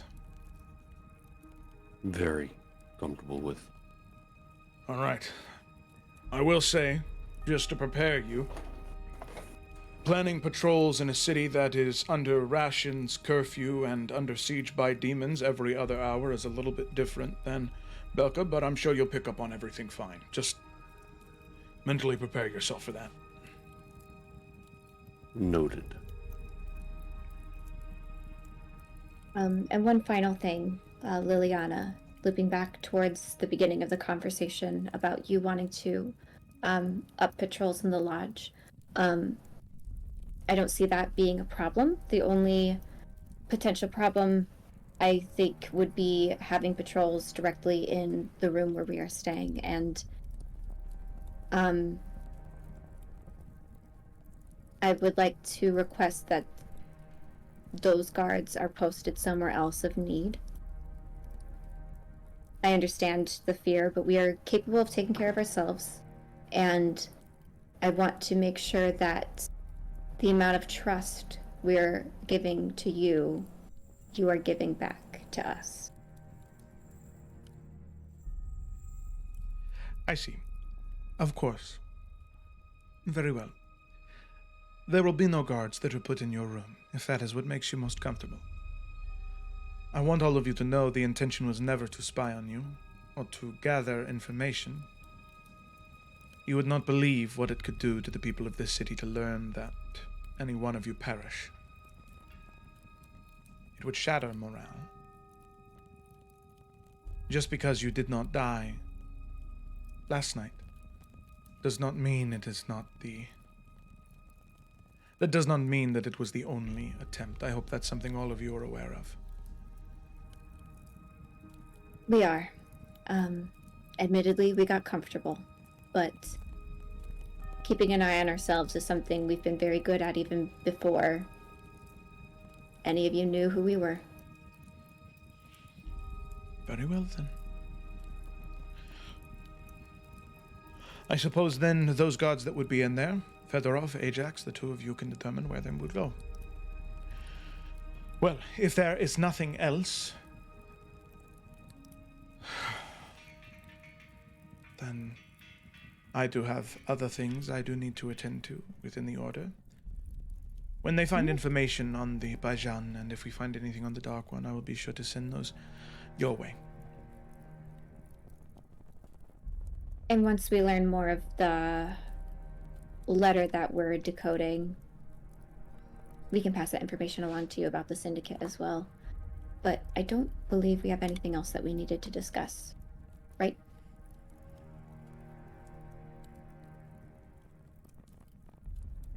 Thank you, Liliana, for taking the time. And I know part of these conversations were difficult, but I'm glad we're collaborating together. I feel good about where we are. As do I. I look forward to hearing what you have to say, and what your delegation and deliberation brings about for the choices that are before you. Good luck, then, and if there is nothing else, I suppose I will see you tomorrow afternoon.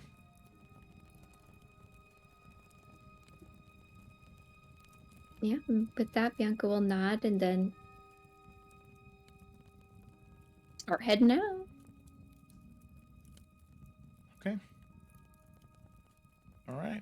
Well, if there's nothing else, all of you make your way out of the keep and eventually return yourselves to the lodge. As all of you return to the lodge, with much discussion to have about what to do about the 4 situations presented before you, that is where we're going to go ahead and take a break. So thanks so much for watching so far. It has been a lovely session so far. Hope you have enjoyed it as much as I have. We're going to go ahead and take a break, and we'll be right back.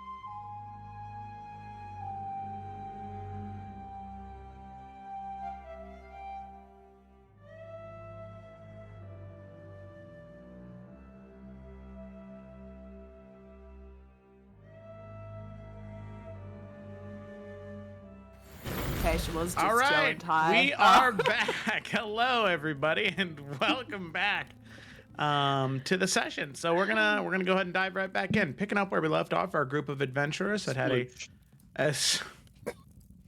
had a small impromptu meeting with Lord Commander Liliana Brighton, the individual who is not only in charge of governing the city of Maester in the current moment, but also in leading the Order of the All-Seeing.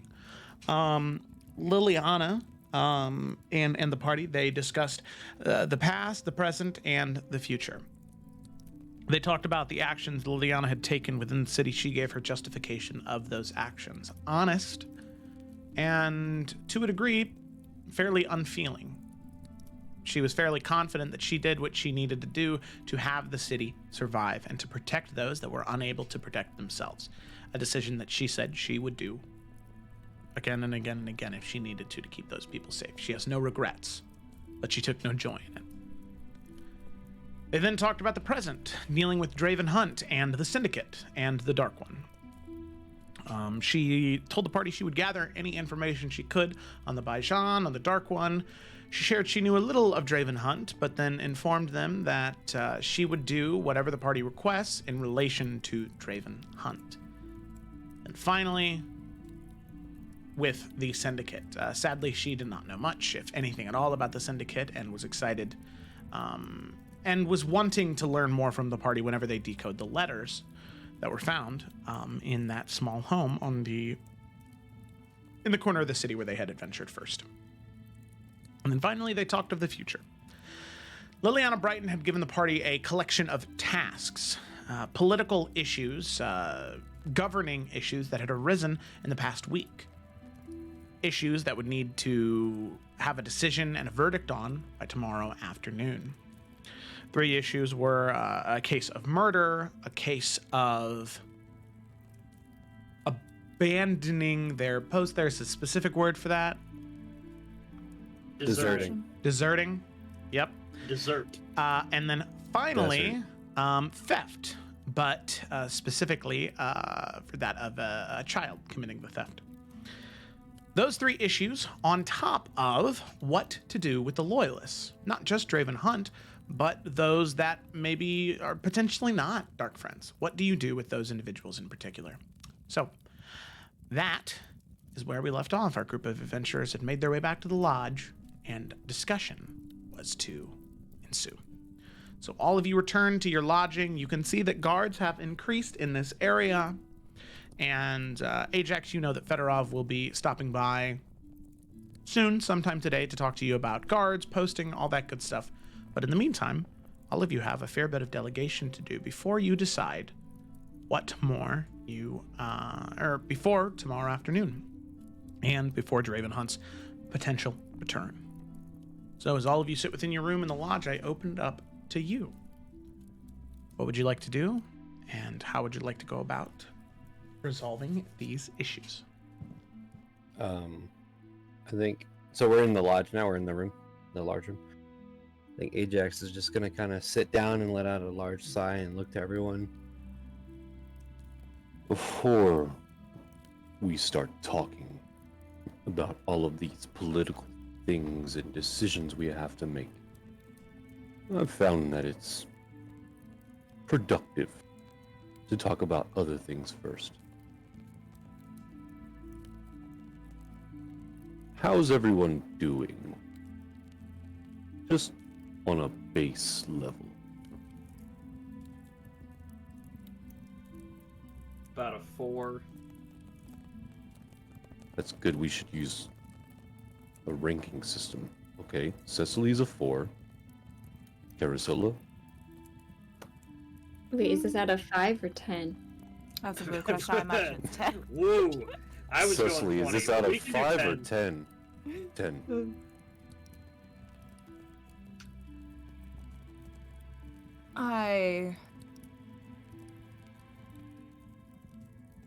I think I'd place myself at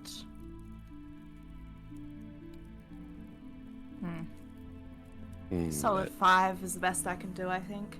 Okay, in the middle. It's not too bad. pretty good for a festering stab wound.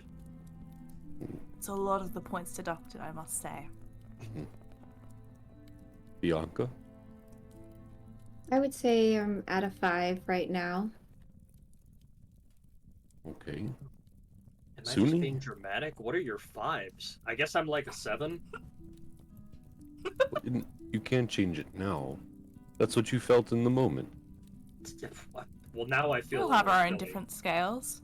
It's not a matter of competition or comparison. Suni.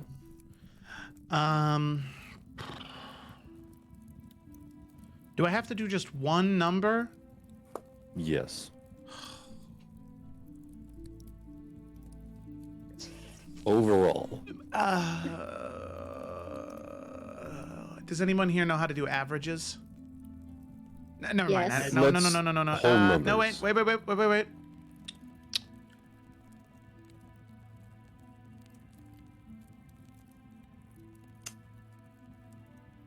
Come back to me. Potentially in several hours or tomorrow morning. All right. Well, then you'll feel different. Exactly. So you need to know how I'm doing then. It'll be more important, I promise. Oh, okay. Keothi. Well, maybe a 4. Okay. Team 4. I would say I'm. She has to do that. I would say I rank around a 6.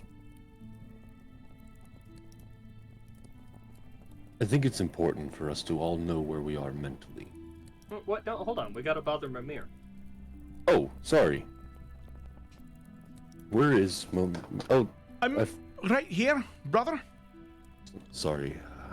Still getting used to the. Yeah, Anyways. so you look at Bianca's hip there, of course. I completely understand. Spent a long time there. Wasn't much in the corner of the room here.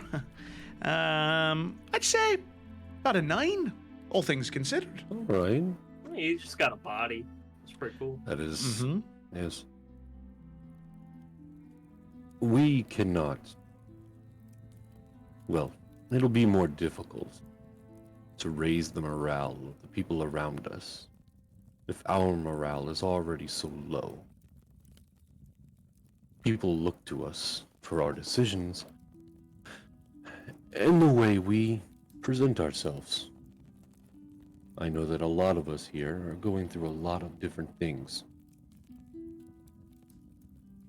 But we have to remember, we've had successes so far as well.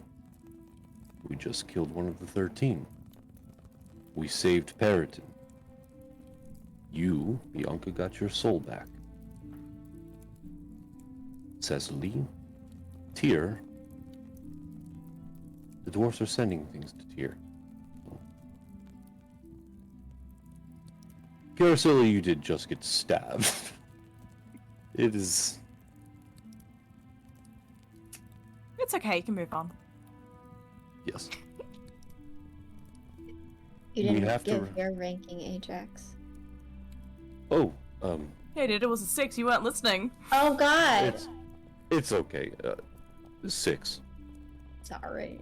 Well, no, it's a 5 that you forgot. We have to think of the good things that has happened. And remember why we are doing this. I know a lot has been happening, and a lot has been thrown at us. And we can lose sight of that. I haven't been around with you very long. And all of you have many, many issues. But in the time I've been here, we've done great things. And we will continue to do great things. Together. So, before we make this decision, I want everyone to take a deep breath.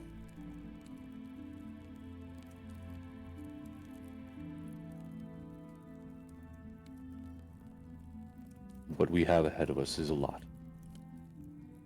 But let's take it one step at a time.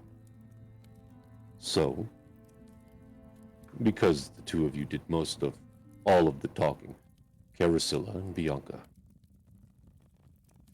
what decisions do we have before us so we can figure out which one to do first?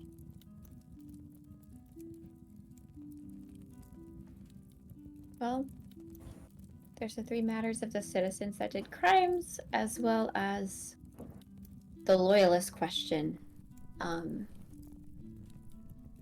I feel like we should maybe try and get through the crimes first before we try and plan the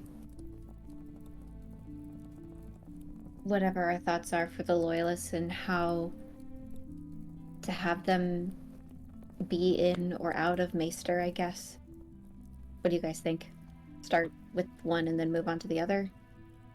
I think saying that we need to have the decision made by noon tomorrow. It's certainly something we should be in agreement and have thought out. It also Boy. seems like the easiest of the two. I don't know, I'm not so convinced that the loyalists will be a problem. I think a lot of that depends on how they act. They've only just got here. We haven't seen them do much. Seen too much of what they're trying to do. But Well, from I what have- from what I saw, Niall at least seems genuine in his intention in helping. And if he is able to have sway over the rest of the forces, that's enough for me to know that they should actually have a place here. And that place also includes the areas of the lodge. If Draven comes back and picks up his leadership, that's a different matter that we can get to when we get to it. But I'm not so sure that we should regard the loyalists that are here as enemies. I'm not saying that we need to have any love for the investors and what they may do in future. But they're not investors. Well, They are not the ones that are going to have to sway over everything. They are just people. well, I don't think we should see the Loyalists as any type of enemy, but they are something we have to deal with as a council and a group. That decision of what happens if Draven comes back or he doesn't, whether or not they will work with us, whether or not Niall is actually going to be able to do what he's saying, that's still things we have to think about, regardless if they are our enemy or not. That one seems a little bit more complicated, and to be determined with certain things that may happen. Draven's obviously the biggest wrench. The other one is just supplies. They have more of it than us. We need it while they have it, but at the same time, if they ever feel like withholding it, that gives them power. I feel like Well- before we really consider ourselves equals with them, we need to solve our own resource problem as much as we can. I have my concerns about the loyalists, especially with Niall's reaction to my, I guess, extending a hand last night. And I don't believe we're aware of which investor these specific loyalists are reporting back to, and we do know that oh my gosh, I can't remember her name. She's the Fisher. What was her first name? Rosie? Rose Fisher. Is a dark friend. Oh, So I'm not saying that the loyalists are the problem, but the investor and their direct communication with the investor is concerning. we don't have to, say anything about that now. We can, like I said, if we want to think about that for a little bit, that's fine. But I have my reservations. I'm not gonna lie. Well, then again, they could be in direct contact with Victor, the This is possible. supposedly good guy that we sent with the Arboreals. This is possible. Like I said, this issue is very complicated. But we have come to the conclusion that there are two issues at the forefront. Which one do we want to spend most of our time talking about and figuring out?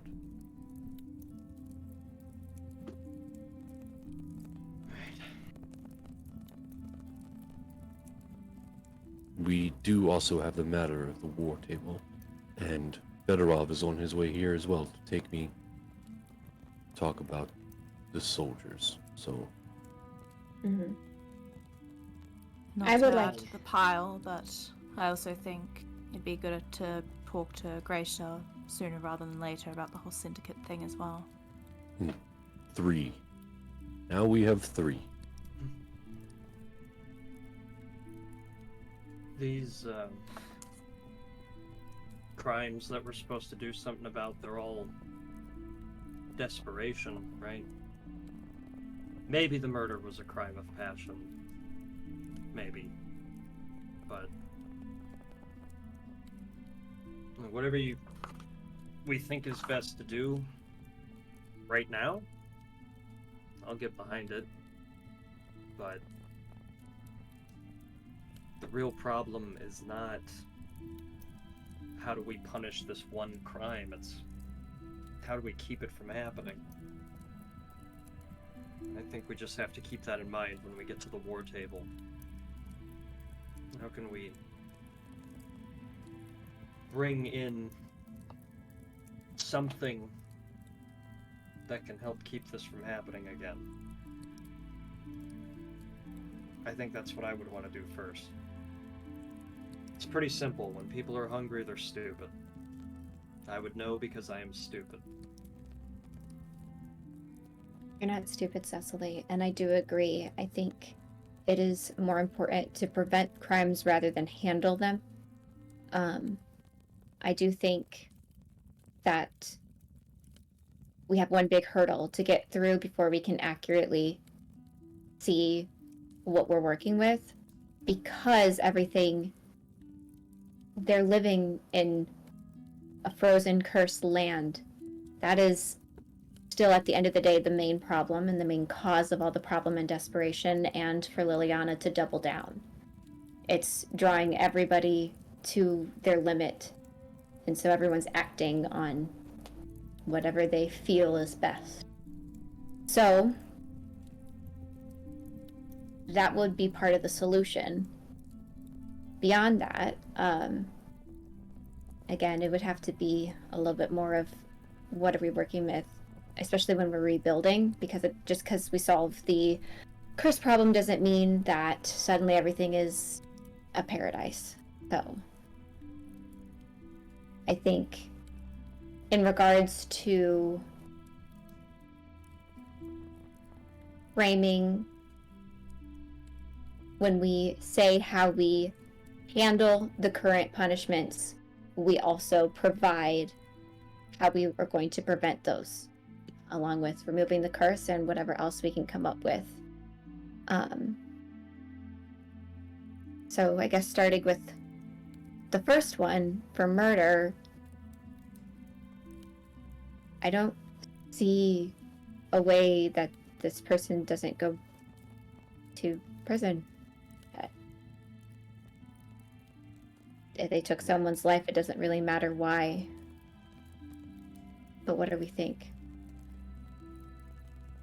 As someone who usually had to carry this punishment out, murderers usually go to prison.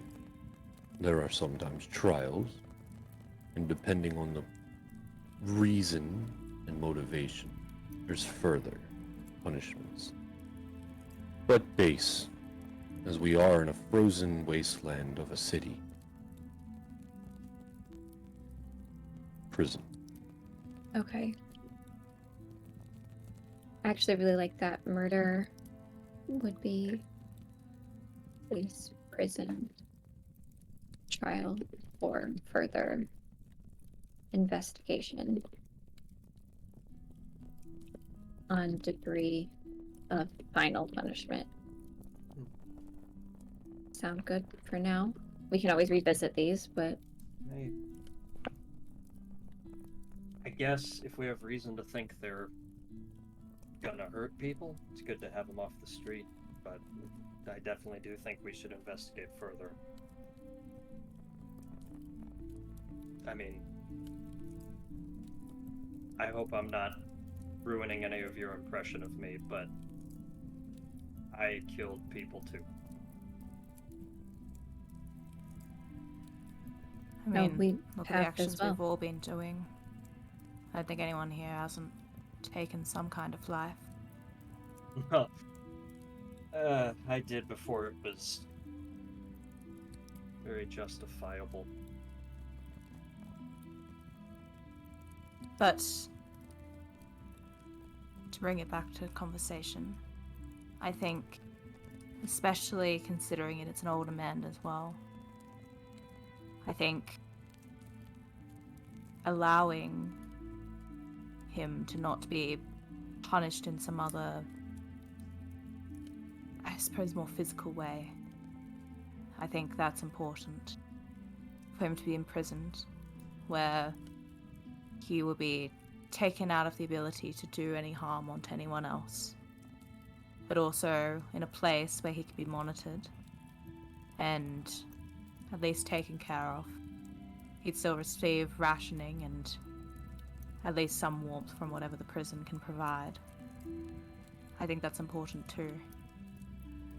Were Guess he a it's more question able for another man? time if the prisons are any good here. But I guess it's what we gotta work with.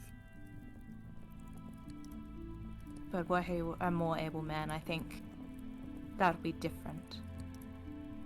Which I suppose then brings us on to the question of what to do with the deserters. And I think it's not a matter of resources, but it's a matter of something else. They're out there fighting against demons, against fiends, in a city where there's not much else option. Almost cannot blame them for running. But they also are trained individuals and experienced as well. We could, of course, go the prison route, but I think also having a more monitored use of their skills allow them to still help others. Perhaps an option. I think that's useful. Was a practice that happens in the Children of the Flame as well. People that are imprisoned, they'll be offered to be trained, to become members, to do good. Serve it out that way rather than in a cell. Okay. So almost like a similar to a community service. I was thinking, at least as of right now, because of how dangerous it is to just be in Maester. And I know we need more men, so I don't know how Liliana will feel about this, but if they cannot, for whatever reason, it may be fear, not caring, etc., whatever their reasoning for deserting, they were unable to fulfill the promise they basically made to the people to protect them. So I was thinking, at least for a period of time, their title and position would be removed and they would not be able to step into that position anymore, because that would make the people, I hope that would make them feel like there's some justice for the lives that were lost, because at the end of the day, they were the ones that were hurt the most through this.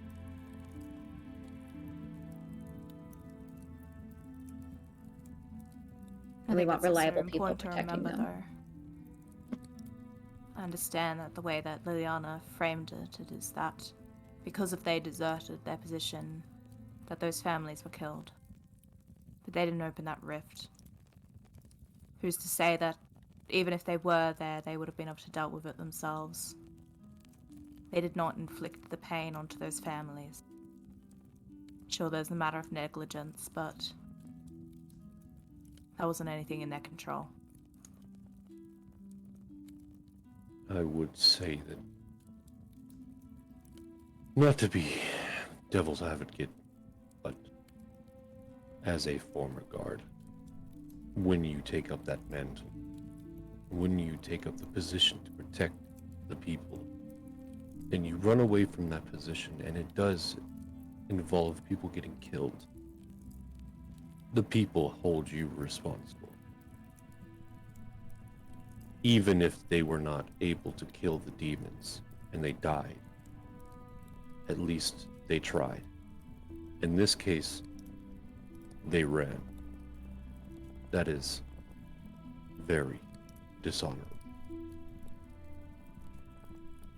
I understand we are also talking about Maester and fighting demons. But again, I agree with both. They should not have the title anymore and should not be in that position. But a harsher punishment does not make sense either. This one is tricky. I like what you said earlier, Aracilla.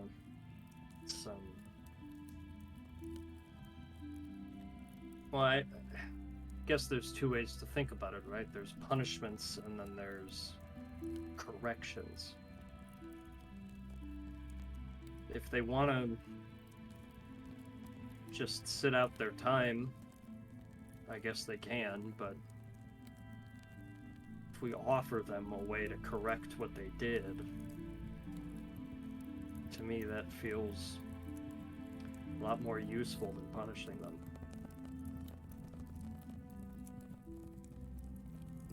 Not only more useful, a little bit less like Liliana.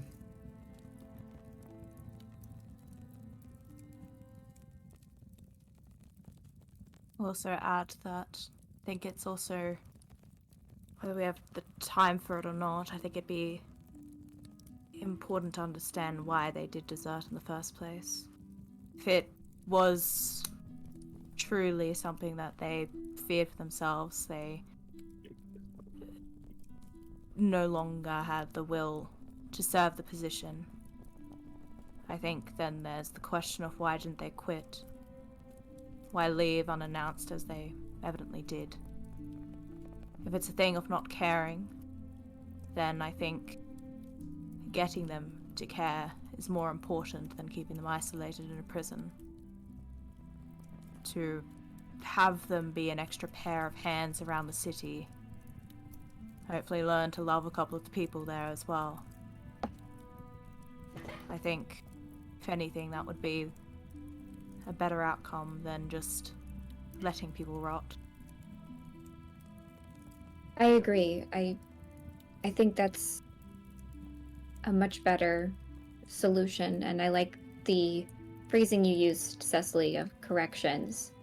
And it seems like, at least at some point, these people did want to do good, and assuming they had all the best intentions, right? And we don't know the reason they left their post. It could have been just, selfishness, and we are not sure at this time. But I like the Children of the Flame approach to this.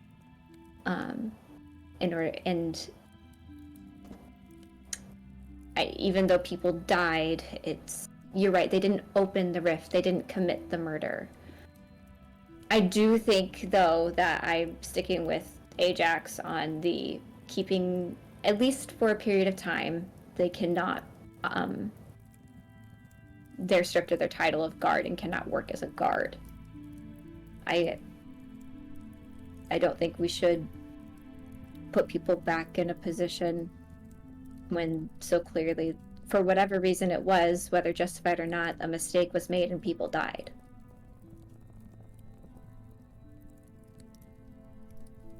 So for that one right now, I have basically community service, titles removed and no longer work as guards, open to a review as well, to see the situation, and that could determine the length of time where they can no longer work as guards, and basically operating to get them to care about the community again. I think that is important, though. We should wonder at some point, again, I keep thinking way too big picture, I guess, but kind of wonder why they joined in the first place. I mean, they might have just had nowhere to go. I know back in Water's Wake, when a kid got old enough, if a family hadn't taken him in yet, time was up. Just had to go somewhere. Some people would try to get an apprenticeship, but that's really hard unless the person who wants to take you in for 3 years already knows you. You become a guard, you have barracks, right? If nothing else. Sure, some people get to go home to their nice bed and their nice spouse, but for some of the kids, once they got old enough, they just stayed there 24/7. It was a roof. We're gonna have one. I could see somebody like that not really giving a shit if they were deserting or not. I put underneath it, why were they guards in the first place? How can we get to have more reliable protection? And I hope that echoes your sentiment, Cecily, of not just, even though we are in a time of desperation, I know it's really clear we're enlisting anyone and everyone, but what can we do for the people enlisted to make them care? And I think hopefully that does loop back into the getting them to care about the community again, and that would solve this issue, but you're right, it does need to spread into a larger solution. First to synthesize it, I think in part of dismissing them from their position and taking away their titles, I think part of that would then need to be a review. Part of that review would be why they did join, why they deserted. And I suppose if this review takes place a little while after their sentencing, then they can be re-evaluated if there is still that want to do good, that ability to do good, and perhaps that position can be reinstated. Mm-hmm. I don't think there needs to be an assumption that someone deserting their post was necessarily a bad thing. Understand it seemed like it, especially in this situation, but in all technicality, I've abandoned a post of mine as well. And so I think leaving that door open for re-entry is important. Mm-hmm. No, I agree. Technically a deserter and technically a murderer. Look at us. Yeah, okay, so it sounds like, first thing we want to do for all of these is have some sort of response that makes sense, feels right, but then not do anything too severe so that we can have a figure it out phase afterward. Mm-hmm. I know she wants decisions now. Well, tomorrow. Tomorrow. Well, I would say this is part of the decision. This is part of, like, we have a solution, immediate, but it's not a snap kind of solution. I would say this is actually, like, still in line with what she's asking of us. How would we solve this problem? And I think she, of all people, would know that these aren't a 24 hours and you're done kind of thing. So I feel like we're still in the guidelines with the reviews. And she wants to argue it. She's ridiculous. I can say that because she's not in front of us. I think that's the important of what we're deciding here. What she's been doing historically has been more absolute punishment. You do a crime, this is what you receive. I think what we're asking for things to be shifted into is something that's more moderate. Something that looks to the future and what will happen there as well. People aren't completely dismissed, punished and dealt with in the instance they commit their crime. It has the understanding that they still have a life ahead of them. I think there's very few situations, and I think Liliana agrees where the person needs to be otherwise executed. And I think all this is saying is that there needs to be a shift from looking to the past and just the punishment into looking to the future and what's to become of that person. Another thought that I had. If we want to be for the people, could go ask the opinions of the people. We have time. Well, you all have time. Sometime.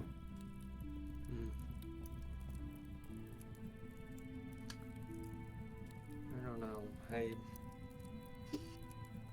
I mean, I'd like to, obviously, but she did kind of make a point of it that we're gonna have to get used to making decisions like this without knowing everything. But I really want to. I also wonder, to play devil's advocate, how it would look to the people if their new government was asking, like, so what do you... It does make us look a little like we don't know what we're doing. Well, I mean, there's ways to go around it. Like, we don't have to, like, front, like, hey, what do you think? Like, there's different ways, but to just walk into a bar and ask the community, I think is a little too informal. how about we sometime later have, I don't know, what do you call it, like a forum? We just show up somewhere, buy people around, they can write questions on little cards or something. Do we have that kind of money? So, before you joined us, Ajax, a weird creature that guarded time or something, made us wake up with platinum. Guarded time. Yeah. So, have we ever told you we went back in time? I want to keep talking about this, I do. Yes. But I'm going to loop back and say, I am super for the people and what they want. I do think it might be the wrong approach to come in with no strong opinions. And I think we should come in with a base and say we are open to adjusting based on what the people want, rather than having nothing and going to the people first. We have been listening, to be fair. And, I mean, besides Carasilla, we're all citizens of Bella Clara. We all know what it's like. We weren't born wealthy. No, we weren't here in Maester, but we do have a frame of reference. We're not that detached. I'm comfortable with making a decision with the information that we have, and then adjusting based on the people's reaction. I know we have to keep Liliana in mind, but I think once she's cool with us, we'll have more power to push and pull where we need. Does that make sense? Yes, I think it does. The last one. The child thief. Yeah. That one's pretty easy in my mind. Yeah, I don't think any punishment should come to the child, but I guess the only correction I thought of is that the family receives a little less in their rations for the next week since they got surplus plus what was stolen. I think tack onto that. That's if they use them. Right, it could be just returned. I think return what you stole unless used, in which case. What you said, Bianca. Just as a quick reminder here, there's no follow-up questions. You have to come to this with the decisions ready. So you can't say Well, if we this, can't then say- that. It's We that. can't say something like, sorry, I'm trying to figure out how to phrase it, but we couldn't say like, for the stolen items, given that it's a minor, any items that were stolen shall be returned. If items were consumed, they will not be receiving those consumed items in their next portion of rations. We couldn't say something like that. That's fine. Sorry. I thought that you had. I thought I heard something else, but that's okay. We're gonna try and be more definitive. Okay, I think we're. Yeah, sorry. Go No, on. I feel like it's still like a payment thing. Like we're basically saying, yeah, you have to pay back, and it's either like if you still have it, just send it back, or it could be like in little installments over time, like you just Right. receive like. In 5 easy payments of. Yeah, exactly. Where it's just like you would just receive a little less for those future things. Right. We'll just gouge So it your still bills. feels like it's like a pay now, pay later situation. Yeah. That's all it is. Garnish their wages. Yep. Look, I think that's about as good as it's gonna get. But I will just add though. I think this was a child still with a family. I think there would, or at least should be, some investigation as to if the parents had any part in it. If it was just the child making a dumb mistake, wanting to help their family, that's different than if it was the parents asking it of the child. As the parents should have known better. And if it is the case, then I think it might be a different matter of just pay it back. I think in either case, yes. It's pay back what you stole. Regardless. In this case, no one is harmed.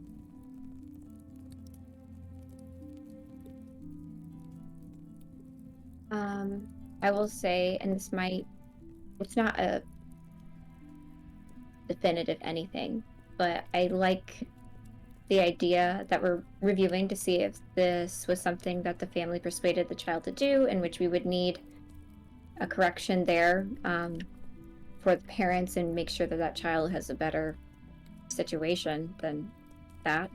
But also, so that we keep in mind,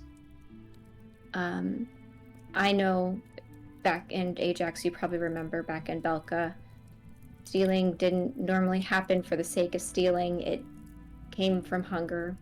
And if we tell the people that we can do a review of the amount of rations being divvied out amongst the population, maybe that could put some rest to some of the people who, whether true or not, might be thinking that they are receiving less than other certain populations, if that makes sense, or certain families.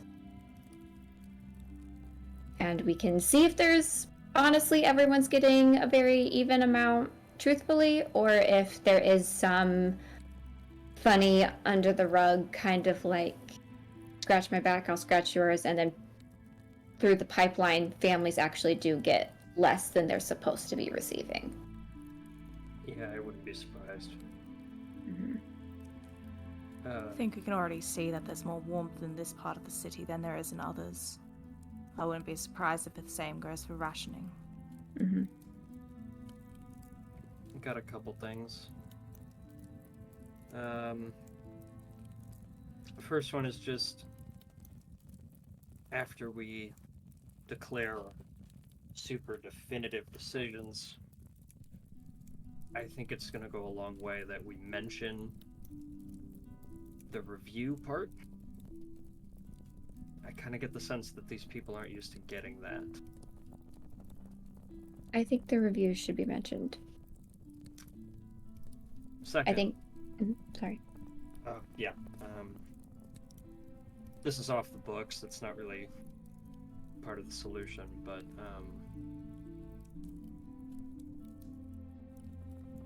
I think I might be able to help if I just go talk to the kid.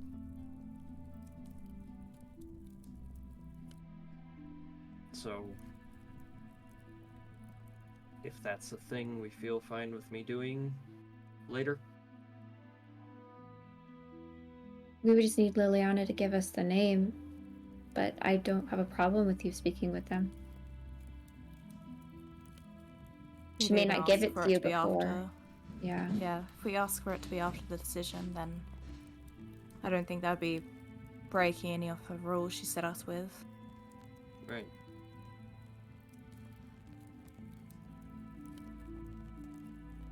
So, it seems that we have mostly come to a conclusion with the 3 issues. Correct. I think so. I feel good, and obviously, like, we do have time, like you said. We can think on it if we start to feel some kind of way about a decision we made. We can always bring it back up. Right. Before we Ask people how shit's working. That is one of 3 problems we have, for the most part, completed. Before we go separate ways, or I'm pulled away in a different direction than everyone here, I want to double back to the beginning of this conversation. Before we go, I want everyone just mention one thing you're happy about. I do think we can do this, but I think we should solve the problem or the question about the loyalists as well, and make a decision on that before we split. I thought we were gonna push it off till the next day, cause that. I think we have to make a decision with the other decisions at the same time, I right? will say, before you guys do split off, we're going to end the session so that way Cameron can have some input as Suni on the decision. Just a little bit. So before you guys split off and go away. But Well, we're I guess supposed to... also, yeah, do we need to have that final judgment for the loyalists as part of that, like, crime thing? I thought we did. Or is that just a, hey, this is also something I want you to deal with? It's something she wants you to deal with, and, you know, from her perspective, it was something that, would be good to address sooner rather than later, because the loyalists are in the city. They're not leaving anytime soon. And that day, like that day once a week, is the day when, you know, everybody is gathered in one place. So Right. it's a central time to address that to most people. And Draven will be back. Like, Wait, Tomorrow. but real quick. So, our decision about the loyalists, that's not just to Liliana, it's meant to be addressing everyone as well. Correct. Okay. Yeah, Liliana's thing was like, she'll let you handle these 4 problems, and if anything goes wrong, then she'll take the reins and Right. fix it, whatever that means to her. Well, I want to say something. I want to say a good thing. But Oh yeah. How should about we Good. solve the loyalist thing, or should we wait till next session to have that conversation? What do you think, Joe? Should we wait for Cameron's opinions or just do it now? Yeah, let's go ahead and as you all finish the main 3 points of the conversation, right? The big things that you were assigned to delegate.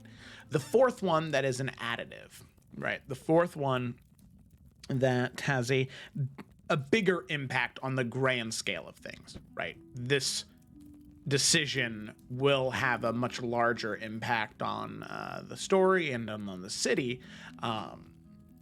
You all sort of look to Suni to see what his thoughts and opinions will be, and to see if they'll differ from any of yours. And on that note, we'll go ahead and end there.